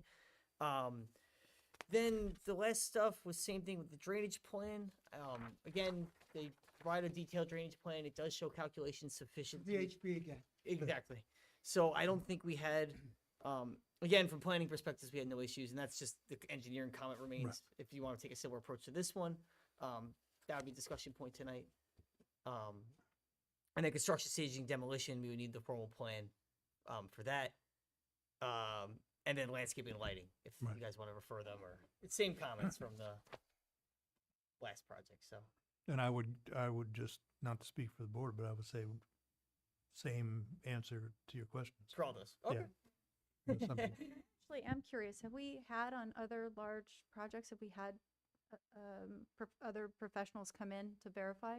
Yeah, we used to Oh, have, yeah. so the way Yeah. it used to work is that it would come out of the, we remember Tom Borowski. He would be one of the Right. examples, someone who was on staff who we would fund and pay for reviews. So it's been done before, and it's Wouldn't- been, Like Over Bay, is that, whatever, Yes. that one? Yeah. Because when you have groundwater So close, so close, yeah. that was an issue, but in this Yeah. particular case, it's gotta be 70 feet, if I remember, from Yeah, Mather. but if those fail, then it all runs, I guess, downhill. Yeah, I guess it would affect Yeah. you, so Where the Oh, drainage, that's- Right, perhaps you'll, where the drainage. but you'll you know, see, because trusting, right. and, it's I mean, kinda- in an overflow condition, you do have to make some consideration for overland travel. It doesn't mean you have to prevent it, but you have to at least, you want to make sure it doesn't flood into the building, floods into road, unfortunately floods down the road. Well, as part of design, you have to retain the Right. water on your property. Right, and if the But structures fail, for you'll a see it. certain rainfall that we know is Well, Right. one of We've the exceeded so problems many times. Certain is rainfalls. if you nothing remember stopping years it. ago, No. it was it was only for 2 inches of rainwater. Yeah. We don't get 2 inches of rainwater any longer. Right. Okay, so now we're designing for 5 inches of rainwater, 6 inches of rainwater. Right.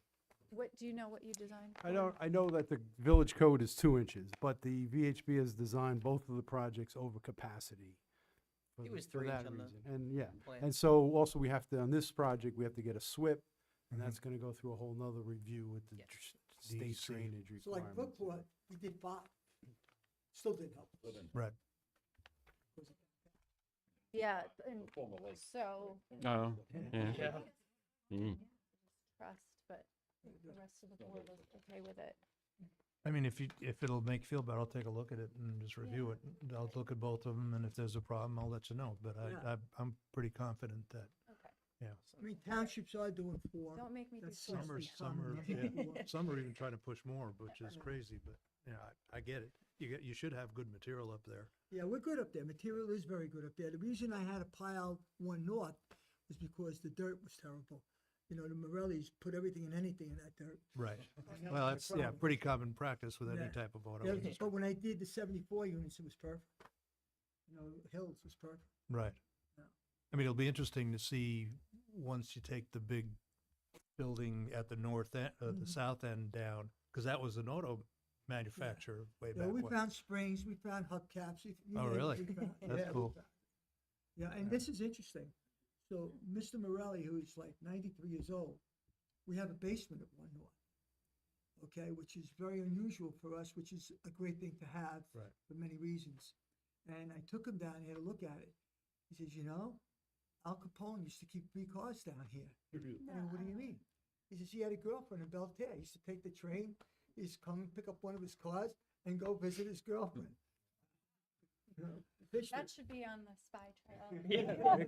Put that where the storage unit is. Al Capone Monument. Was a famous Yeah. girlfriend like that. They kept the garage at the lower level for wealthy people from Manhattan that had homes in Belterre, he said. And they would take the train from Manhattan out, and they go to him, pick up their car, and go to their homes. Blast. Yeah, there's a building in West Hampton Beach, it's the same thing, the whole basement. Yeah. They have a car elevator, actually, so. Oh, yeah. Yeah, it was full of beautiful old Mercedes sports coupes. Yeah. So are we good, except for the fact to acknowledge that we have to go for the variances and get that expedited? Variances and then assume lead agency for secra. Okay. Technically, no objections were received, so you guys want to formally declare or assume your lead agency status. And don't we have to vote to send them to the zoning board? Yes, that's the second. Yeah. Okay. Okay, this is getting to be a habit tonight. Can I get a motion that we declare intent to be lead agency on this project? And I'll second. All in favor? Aye. And we would like to send you to the zoning board. Can I get a vote on that to resolve the potential variances that are needed? Also motion? I'll Second. second. All in favor? Aye. Okay. Thank you, everybody. Well, thank you Appreciate very it. much. All right. Thank you. Have a nice evening. Sure, we're going to take a 10-minute break.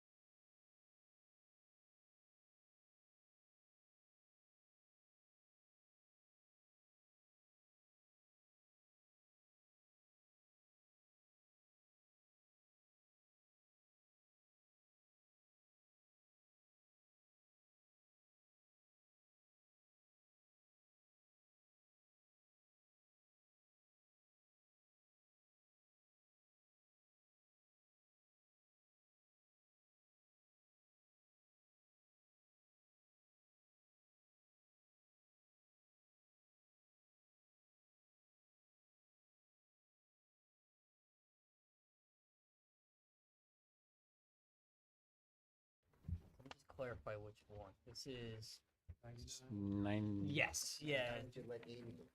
94 Sawtooth I know. postponed to the next meeting. So this is just 99 Pine Hill. Is the Right, only tree clearing. correct. That's the only other one left on the agenda besides East Main. Yes. Yeah. Okay. Okay. Yeah, go. So yeah, there's no formal staff report, but I'll explain what happened here. If you look to the the screen, you can see that this was actually a formal site plan. So this came before the board, I think back in 2024. I remember this. Yeah, came before for a site plan approval for reconstruction of retaining walls that were there. Oh, yeah. It came back, I think, in October, most recently, because no, this is an existing lot that was Okay, yeah. already there. No, I do remember it. Yes. It was after that rain. A lot of grade, flooded. big grade changes there, yeah. Yeah, Yeah. yeah, it's a substantial Yeah. project. And what happened was that, so one of the conditions of the approval was said that planning staff would evaluate the clearing on the property, and if additional revegetation was required, they would come before the board. What happened here was that during their excavation, they found that the soil was very soft, and a couple of trees almost came down on the workers. So we went out there, Kevin Cooper and I, we issued an emergency tree removal permit, contingent upon them coming before the planning board to finalize the site plan record as that condition of approval.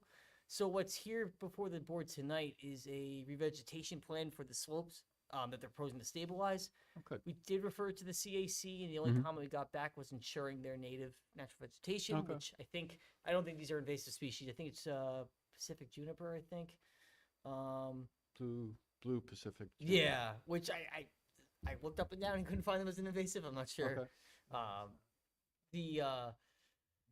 What the board asked at the last meeting was a couple things, because they asked for the revegetation plan. They asked for an as-built survey showing conformance with the walls. They asked for a sign-off from the engineer, just certifying everything is built in accordance to the plans. And then I believe that was the last of it. So we've since received all that. We received an as-built survey. The engineer signed off on it, noting there was a couple of on-site changes. Small minor modifications, but if you look at the approved plans and what was submitted, they basically match in almost every sense. The elevations, the design, the layout, it's pretty consistent. You have also been on site. Ellie's building has been on site and found it to be conforming and inspected it and had no issues.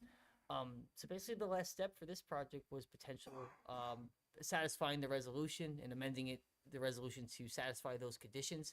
I mean, unfortunately, you don't have a draft in front of you tonight, but basically, at least staff has no objection to this proceeding to final action and approval. So Okay. that's where we're at. I don't know All if you guys want to make a motion or, well, I guess maybe not until the resolution's prepared. Yeah. Yeah. Okay. Yeah, so we could do it the next meeting, right? Yeah, And can you just- have it ready by the 29th? Yeah, 100%. Oh, yeah, it's the 29th. Because it's a week Yeah. sooner. Yeah, but then resolutions This- are usually quick. yeah. Okay. Okay. I may or may not have done the boutique right before I came here tonight. So Okay. hence the errors. And Sawtooth, what happened? Sawtooth, they just They- wanted to postpone because they're away right now. Okay. And we asked for some additional documents to be provided as part of their submission, so they're working on that with us. So Okay, hopefully the next meeting they'll be before you again. sounds good. Okay. You ready? Okay, Lee's recusing himself from the next application. And I don't want to get the number wrong. So it's.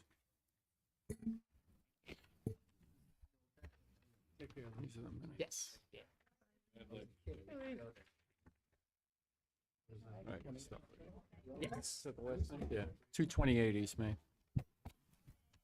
Hello, everybody. Hi, thanks for letting us show. We'll take you first next time. Is this being recorded? Oh, yeah, yeah. There's like a dance suit. That's next. Right. Okay. This has just been vacant since it was Suffolk County National Bank at that. Yes.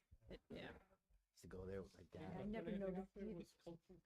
Barbara used to go in there with my dad. Did you? Yeah, that was the bank. Aw, must be good memories, right? Did he work there? No, he would go in there for his deposits. I was a little kid. I got my first passbook. Lee was just sharing that story before, that he used to go in there when he was a kid, so Oh, boy. everybody loved I the didn't- bank. It's very exciting. Yeah, Huh? everybody loves money, I guess. I know a guy who'd get drunk to rob a bank. Oh, God. Really? Yeah, he used to carry your trunk, go home, and he never called the police or anything. It was very. Oh. Really? He'd walk in, they wouldn't take him seriously? Yeah, they wouldn't, yeah. Cindy, can you send these to me electronically tomorrow? The plans? Sure.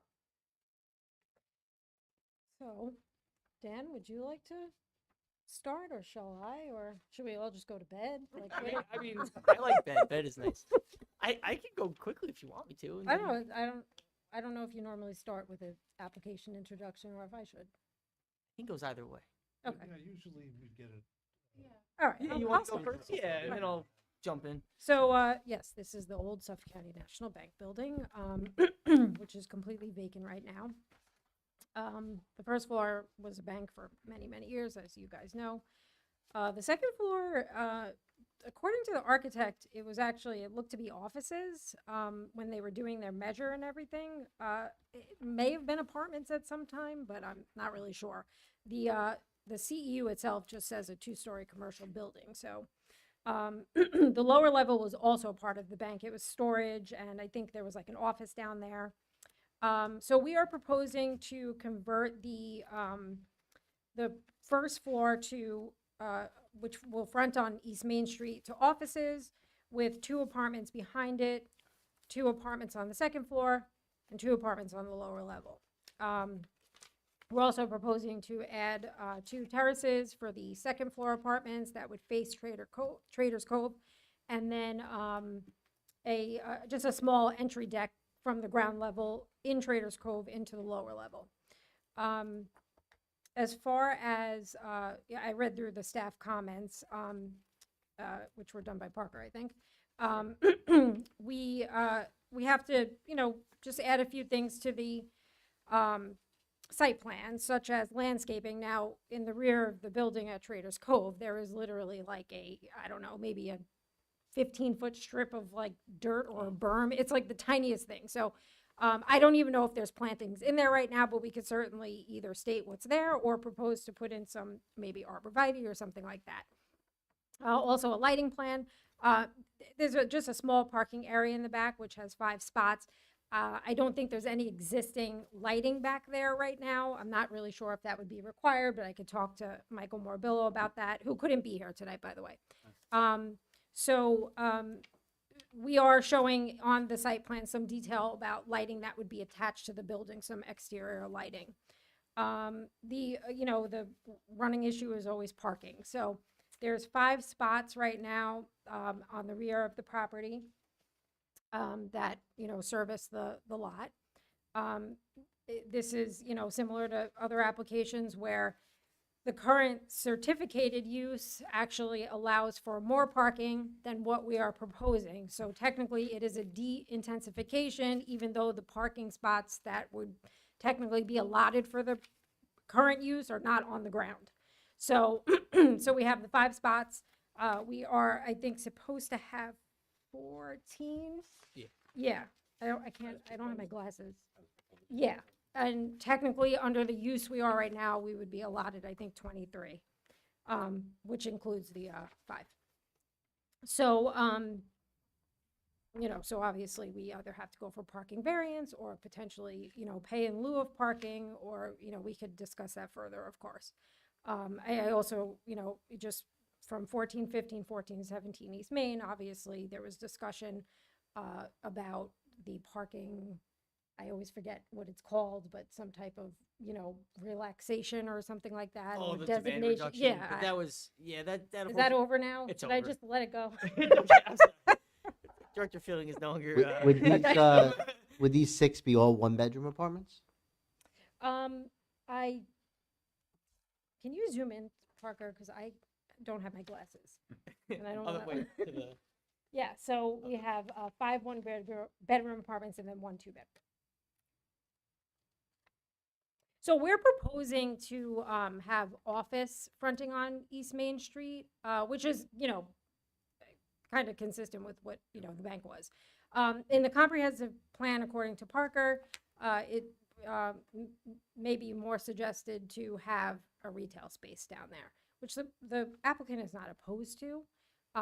So if the board feels strongly about that, we could definitely discuss with the applicant to make that change. It could also be service, right? It could Yeah, or be- that, right.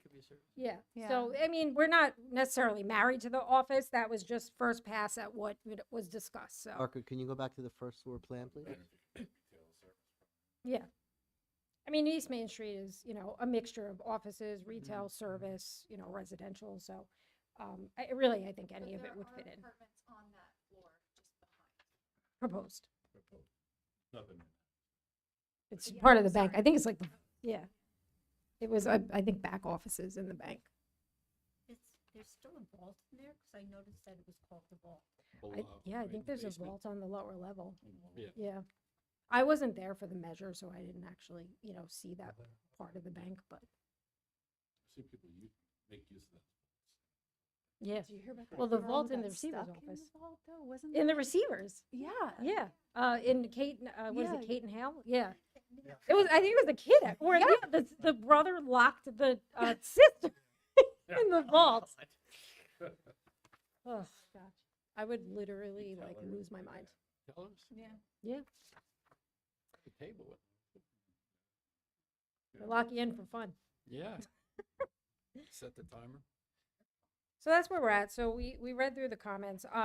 Parker was also suggesting that we discuss with you guys going before the Architectural Review Committee, which is, you know, fine. We have no problem discussing any facade changes on that.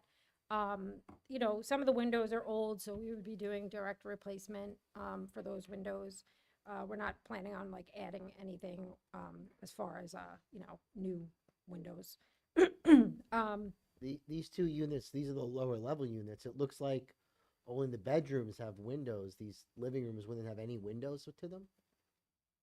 I'm gonna actually open up my plan because I really honestly can't see that far, so, yeah. So we can all see it. Yeah, that was one of my concerns, just making sure it meets proper egress requirements and Yeah, especially I mean, opposite I'm the going overlook. to assume that Exactly. Mike did do the plans to comply. Yeah. But, you know, again, he's not here, so.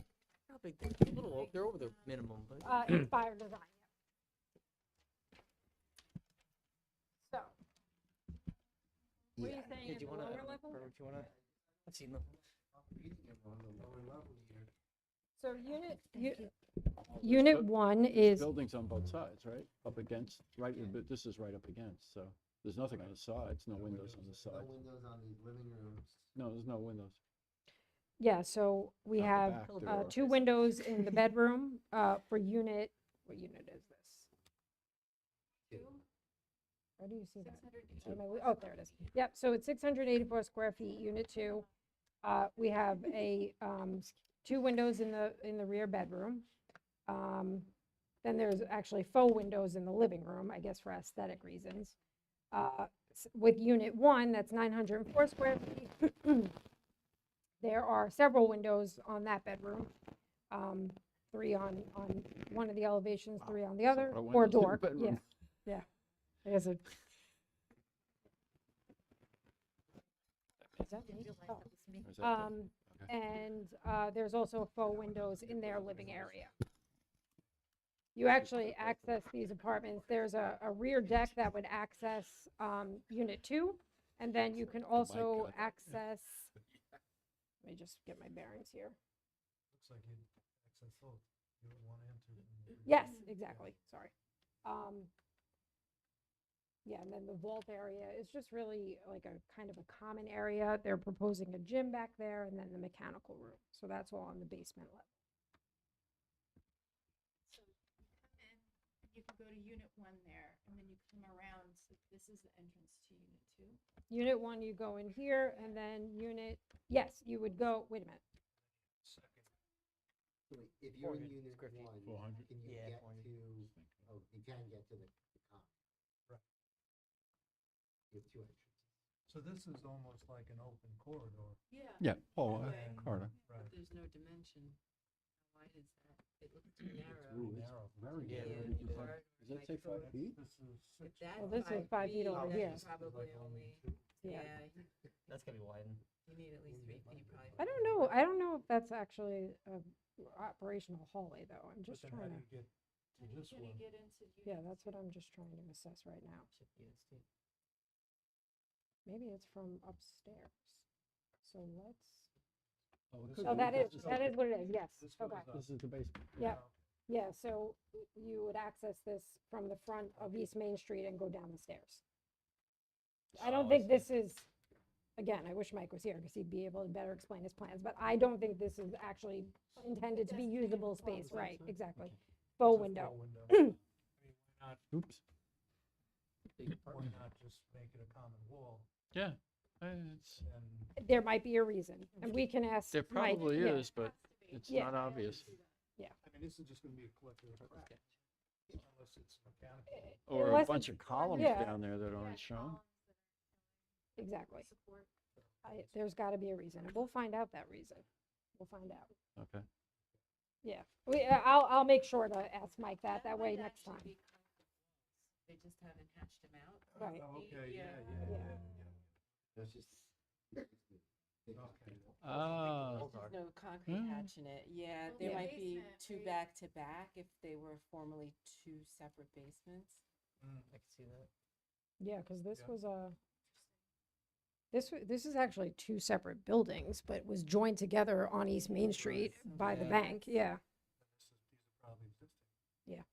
So going back to the former comment about no windows in the living room, you don't necessarily need them from a code standpoint if you have enough fixed mechanical lighting. Same with But emergency exit, you do need emergency exit, but not directly necessarily from the living room. You need egress from a bedroom, and then you need an egress from the overall apartment to the outside, not from each room. But you have to have certain distances met that can't be too far apart. No, because this wouldn't have come to me yet. Yeah, this is just an introduction to you guys. Okay. I could send it to you, Josephine, that way you just have it, yeah. I'll refer to you. Take a look at it, and we can put you in touch with Mike. No problem. Behind. Yeah, so here's the first floor plan. So, this is East Main Street. Yeah. So this is, if you guys are familiar with the building, there's a couple of entrances that exist. So this was the main, general location of the, main, bank entrance. But there was also a door over here that went down the stairs. And then there's, I believe, an entrance here. Let's see if that drives.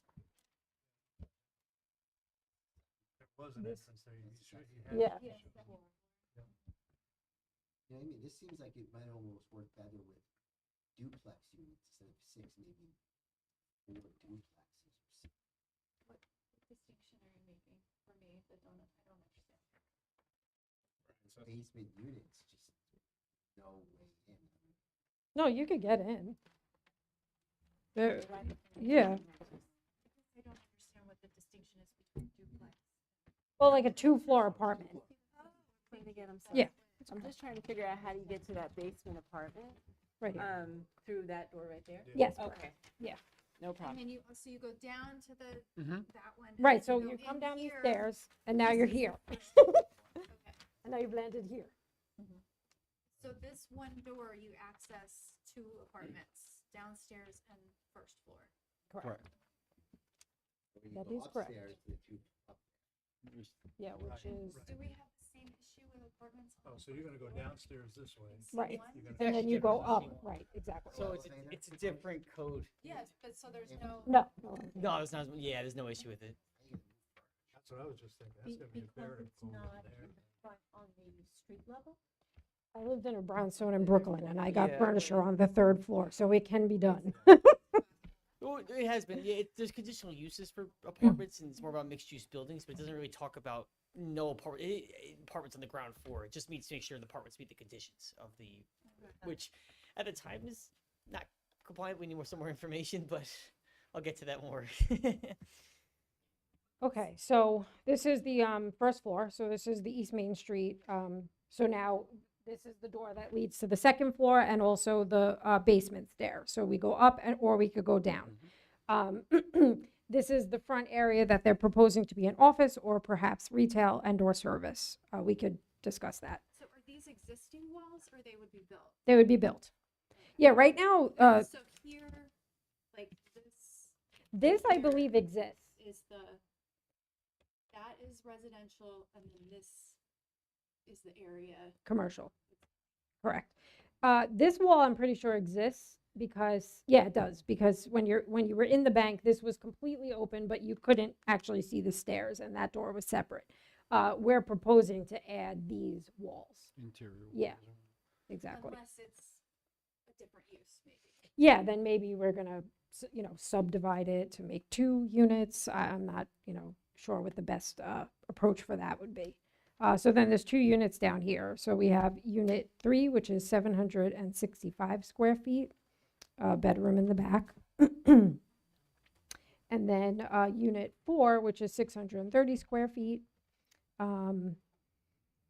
Windows in the living room, windows in the bedroom, windows in the bedroom here. And then these over here are a part of a party wall, so there's no windows along this side. And then, so you could come up the stairs from, the East Main Street level, and then you end up here for the second floor. So you have the hallway where you could go to unit 5, which comes right off here, which is 733 square feet. These are the units that we're proposing to have the outdoor space, the terraces. And then this is unit 6, which is 1117, also with a larger terrace. And this one is the 2-bedroom, I believe. So we have bedroom 1 and bedroom 2. So those are in unit 6. And that terrace is on top of the apartment below it. It's not like a deck. Well, it is. It's like a little balcony. Oh, you meant built on it? Okay. So, yeah, I'm pretty sure it would land here. Correct. I think. Let's look at the elevations.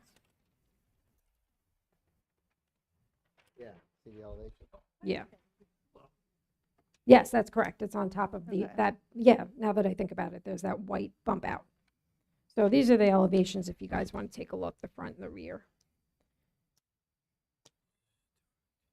So this is that lower level deck and then the 2 terraces. So that the front elevation, are they going to try and maintain the character of the bank? Yeah. The Architectural Review Committee could. Yeah, and we'll Yeah, I discuss that wanna- more, but yes, they're still maintaining the 2 big windows that are in front of the bank and then the, basically the location of the front door. I don't even think we're necessarily proposing to change the front door layout. Because if I remember correctly, it's just 1 glass door that goes in. Yeah. The other thing is Parker mentioned that we should go to SHPO, which is yeah. That's the one thing I was gonna bring up. Yeah, And I beat you to it. garbage.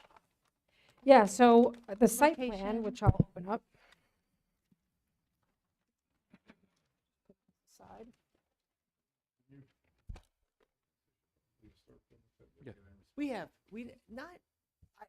It's kind of weird how we refer to them. So we refer to them, they ask us to enter it into their cultural resource information center. I could do that. I was saying, that's what I'm Yeah. saying, we've been telling, it's unclear because it basically asked the project sponsor to do that, and we haven't had that. It's not supposed to be us. Usually within like a week. Yeah. Yeah, they're good. Which apartment won't get the parking?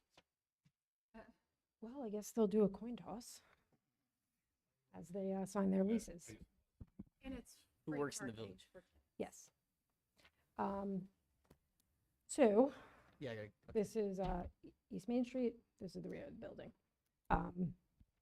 So this is the little area that I think, it's like a tiny little berm. So again, I don't remember what's there now, but we could certainly, yeah, it's kind of overgrown. yeah. and- So we yeah. could clean that up and propose, some nicer plantings to just make it look a little nicer.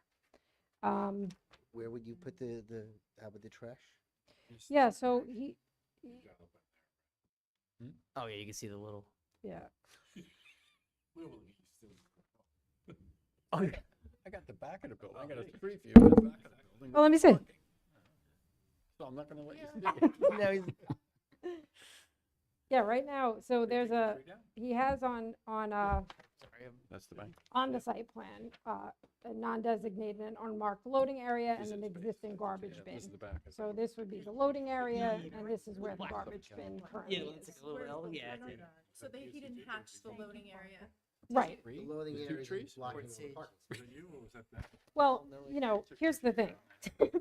And I feel like we're, like, everybody's having the same conversation tonight with these buildings. You know, the loading area, FedEx and UPS are not going, the addresses are going to be East Main Street. So by default, these trucks are Yeah. going to East Main Street. They just I are. always think of the loading area though, like the designated hatch loading area is where people can go when they're moving in and moving out. Yeah. So yeah, we know UPS and FedEx and Yeah. Amazon aren't going to go there, but you kind of need something where Mhm. people can load and unload. Yeah. Right. No, I understand. I mean, So- we or we they definitely. get back and they need to get their groceries upstairs, whatever. I mean, we definitely do have space to get a truck in here. It's just that unfortunately it will, Yeah, I block was some gonna You ask need a parking, so. variance. If you're coming in that front door to get down to the basement, you're gonna have to park on this basement. That one that was under here. That is correct. Yeah. You'd have to come on a. Oh, there you go. morning, early That's enough the that you- apartment that doesn't get the parking in the back.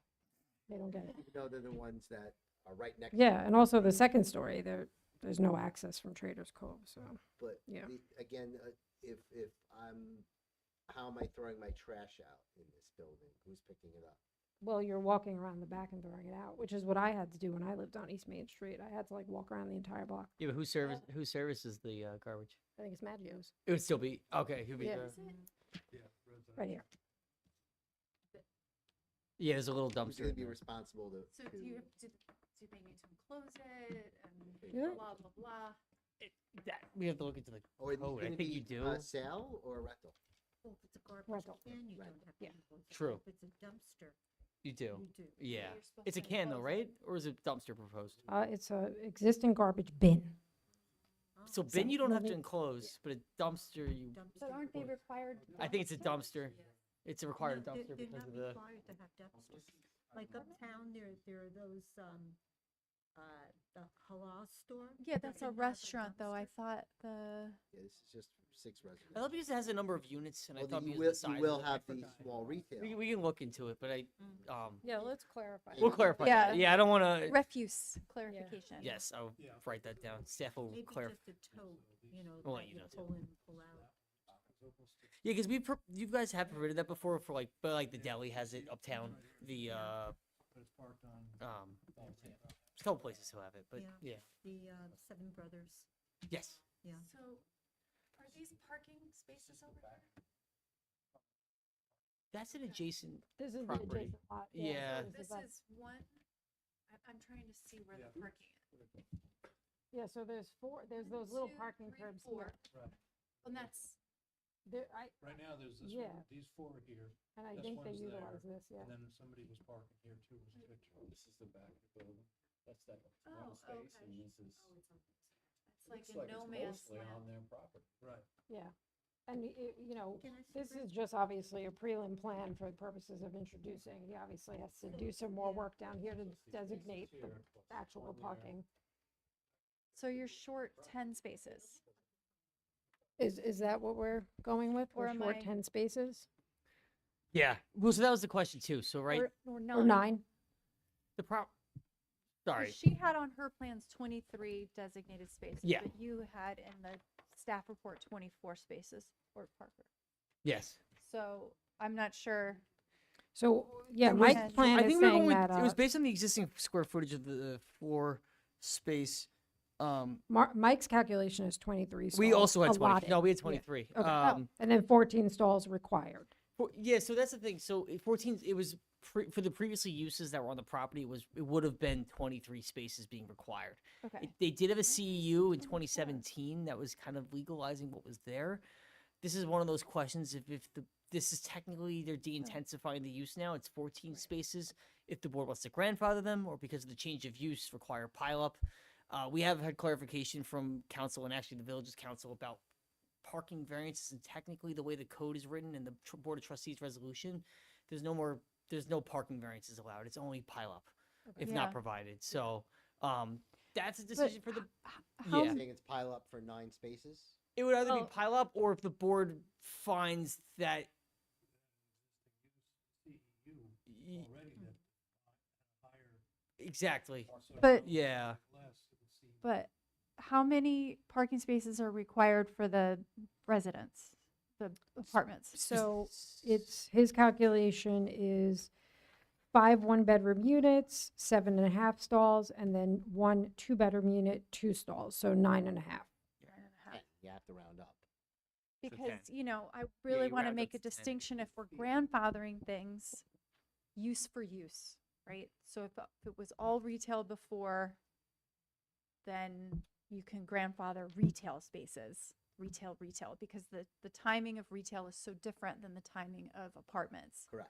So of the 23 existing spaces, how many of those because were there residences here before or none? I don't know. Not in our Maybe, records. yeah, maybe in the past. So, The use as two-story Commercial, yeah. commercial. okay, so we're kind of apples and oranges, right?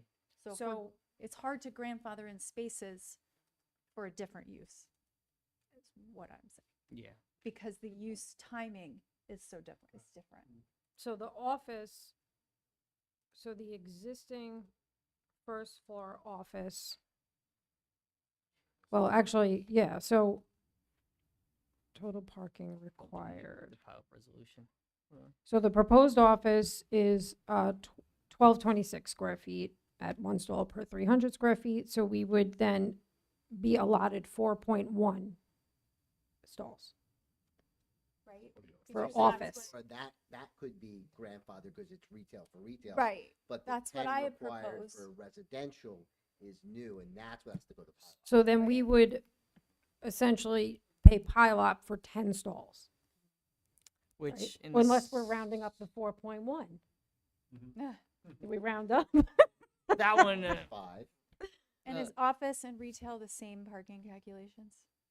No, Are they? yes, yeah, Okay. office and retail should, or, we had to pull that one up. Medical's the only difference, I think. Okay. Medical's different. For some reason, I think there might be a little brain is different.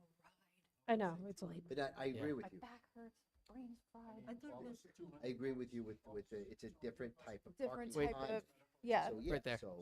So No, it's, people would need to be parking during the night. Yes, right. And that's the 10 same in the spaces. C1. It's And if different in you- C2. Well, here's the thing, you don't need pile up for 5 if you have 5 spaces. Yes, Right. correct. So right. you only need pile up for Yes, yes, 5, yes. not 10. Yeah. So pile up for 5 spaces, because that's the thing, is in the C1 district, it's 6,500 a space. The retail is all grandfathered for pile up. Right, right. So, but they need 10 spaces, they have 5 on site, Okay, so they need 5 extra for So it's pile cheap, up. yeah, it's 5.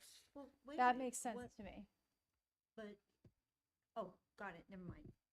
I think it's Yeah. 6,500 if you're changing the use. That's what I wanted to bring up too, because they did change it, so it ends up becoming 500 space if you're, but the use is changing. It's becoming, is, yeah. it's so, yeah. it'd be- Yeah, I'm very well versed in the pile up because I Oh. was like one of the only people that ever got it years ago. Oh, really? Now a Well, lot of projects got before, it. Yeah, before the influx of the recent applications, but yeah. You're right, because I remember when the code changed, like they actually changed it because it was what was that fiddle, fork and fiddle. I think that's when it changed. Okay. Or Prohibition Kitchen. I can't remember which one. You know, Amy, if you reworked the interior, maybe it's not 6, but maybe it's 5 apartments or 4 bigger apartments. I know it's less to rent, but you might get more for apartment, but then it's less parking you need and the pile up would go down. Yeah. I So mean you gotta that play that around could with really those numbers. that's really going to be up to the And so client to determine. Super clear, there's no expansion of the building No, not at all. up. The only thing Back. that we're adding are the terraces Yeah, the terrace on the top floor, and there's a little and the tiny. little deck for the Yeah. basement. But no square footage is being added. The Right. building footprint is not changing. Okay, and but the terrace isn't, The And terrace is on top of the It's on top of The an roof of the existing floor space. below. Correct. So you're adding Railings. railings. I mean, you are increasing square footage technically, but not, Not habitable so it space. doesn't, Yeah. it doesn't trigger that. The non-conforming, are you talking about the, New apartments in the subsection shall not include renovated or converted space in an existing building where the proposed renovation or conversion does not increase the total square footage of the building? It wouldn't. I don't think it would because, yeah. it's- Okay. yeah, because it's It like an wouldn't count outdoor towards the accessory. square footage, right? Yeah. It's an accessory It's not structure. habitable. Terraces are usually, It's a deck. yeah. Yeah.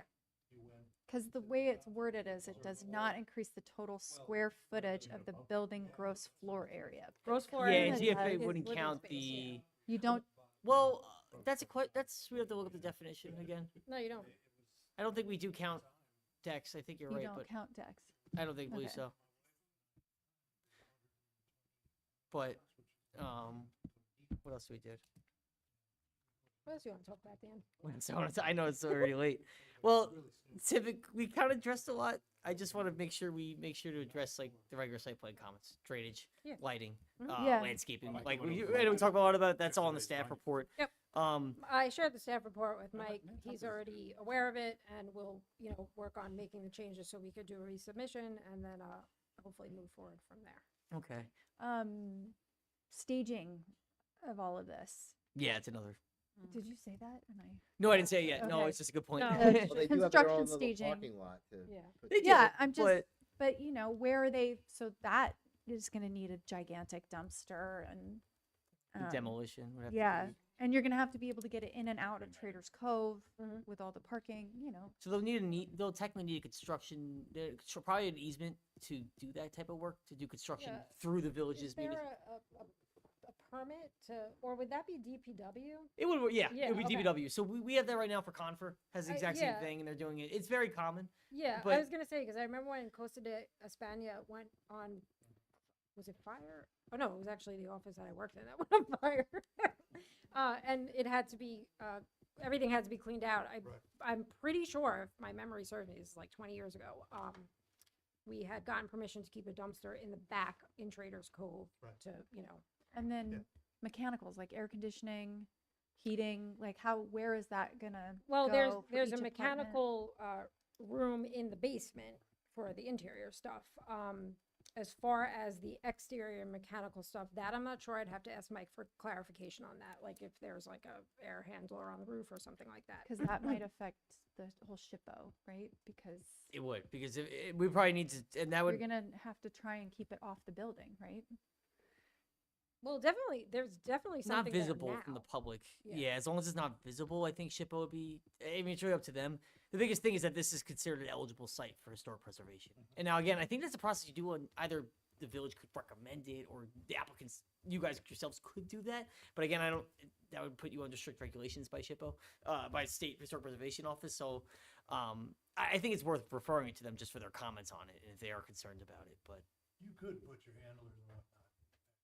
Yeah. Just That- green them. That may be where Yeah, they are just- now. yeah. I'm not Bollards. entirely sure. To the stairs, Yeah. deck, sorry.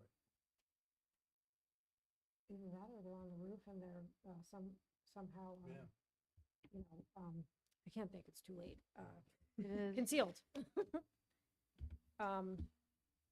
this one's taped Yeah. to actually for secret, so there's no secret Yay. required. One and only, probably. All right, so let me ask you this question. Is it, I just want to try not to complicate something for once in my life. Is it absolutely necessary that we go to SHPO? Is that a requirement? It's a recommendation, or Right. that's up to the board if they want to. You guys want to submit to SHPO? And We the always recommend it, reason though. is because it's slightly outside the historical area? It's directly next to it, and it's also what's it called? It is listed as an eligible site for historic preservation. So it's not. It is already listed as eligible? It's not listed. It's listed as eligible. Yes, it's not in it. It's not. Hasn't been preserved yet, but it's, But it's listed as eligible? It's listed as eligible. That's why we recommend. That's why we typically recommend it. When was the building built? I think I think- around 1900. I Is that think, what- yeah, I think you should go. Yeah. Because it's Yeah. only I because think it's so. listed as eligible. If it was just bordering and not eligible, Yeah, Because like boutique is bordering and they're not eligible, but this one, Yeah, and bordering and happens to be eligible. eligible because of Yeah. the building. Yeah, and- I'm not saying that I'm opposed to it. I Yeah. just do not want to create another step Yeah. unless you guys are No. telling me I must create another step. No, So- I think you should, yeah. So I Um, could submit to them. And Yeah, and just we would Does- ask for some kind does of. there need to be any kind of formal easement or agreement between the village and this property owner? Because I can't think of another place that has their own parking that you have to go through a municipal lot. to Yeah, get there would there. be some kind of access. Oh, yeah. But Couple it back- historically. Nantucket's, right? Yeah, well, and also in the back where Billy's is. Yeah, we Billy's. actually, Wait, what? There's plenty Yeah. of guys who Along have that- parking over there. Right Traders. behind the pie and stuff Yeah. like that. yeah. Oh, that's like reserved not spaces. public parking? That's all The buil- their own? The spots that Oh, are right okay. up against the Yeah, building. there's are And all you sign. don't need any kind of. I think there's a pay? general agreement. I gotta find it It's all somewhere. public, it's all public. It's public Okay. land.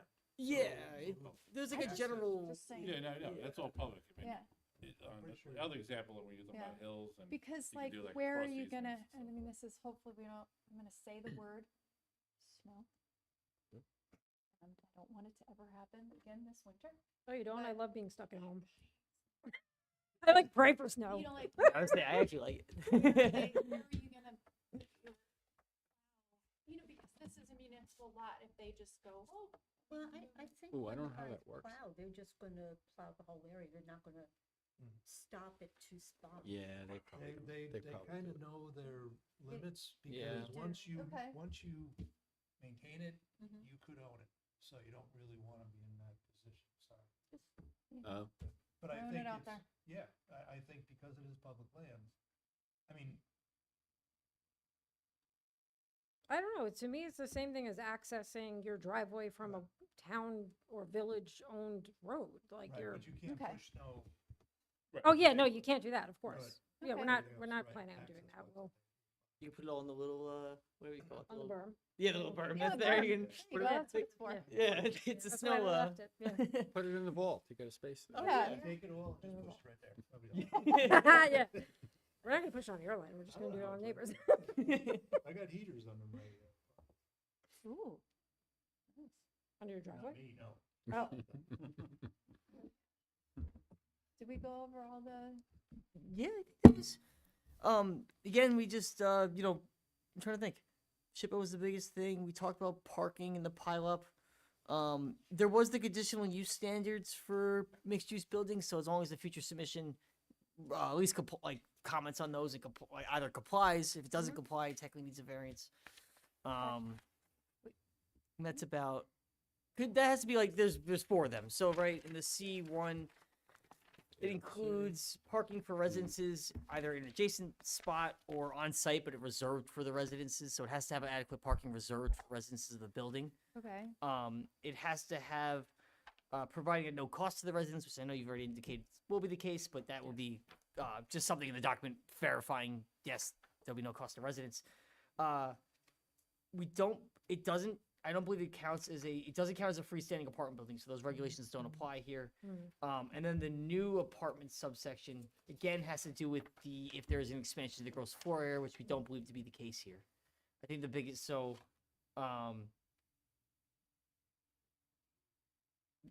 yeah, so actually that is a question, right? It's brand new apartments though, but it's not increasing the square footage of the building, so maybe it would count as new apartments. Oh no, it says, I'm sorry, includes renovated or converted space in an existing building where the proposed renovation or conversion does not increase the total square footage of the building. So I guess conversion is counted in that, so Okay. I don't think it would count for new apartments, so it's just parking. that's how I read it. That it would Yeah. Yeah, so, and then we talk about, that was really it. And they shouldn't submit to the ARC until they hear from SHPO, right? Well, that was the question. You guys, I don't know if you want to refer to the ARC because they'll submit to SHPO and then you can say it's simultaneous, so you'd rather wait for SHPO. I could probably get. You change an exterior? They are in the back, and Well, we're adding the terraces. We're adding the terraces. yeah, they're already terraced to the back of the building. I Oh, will back. notice that the ARC on a side told me they're concerned about this building, or they've asked about if anything's happening there, and I was like, yeah, Be offended now. the proposals Yeah, are coming somebody's before gonna the be board, walking so Okay. they're interested. I don't know, but it's up to the board, really. Yeah, I would say go to, I mean, they're watch meeting the on fish. Tuesday. They are meeting on Tuesday, so. Well, I'm gonna sleep until Tuesday after this, so Yeah. I'm not.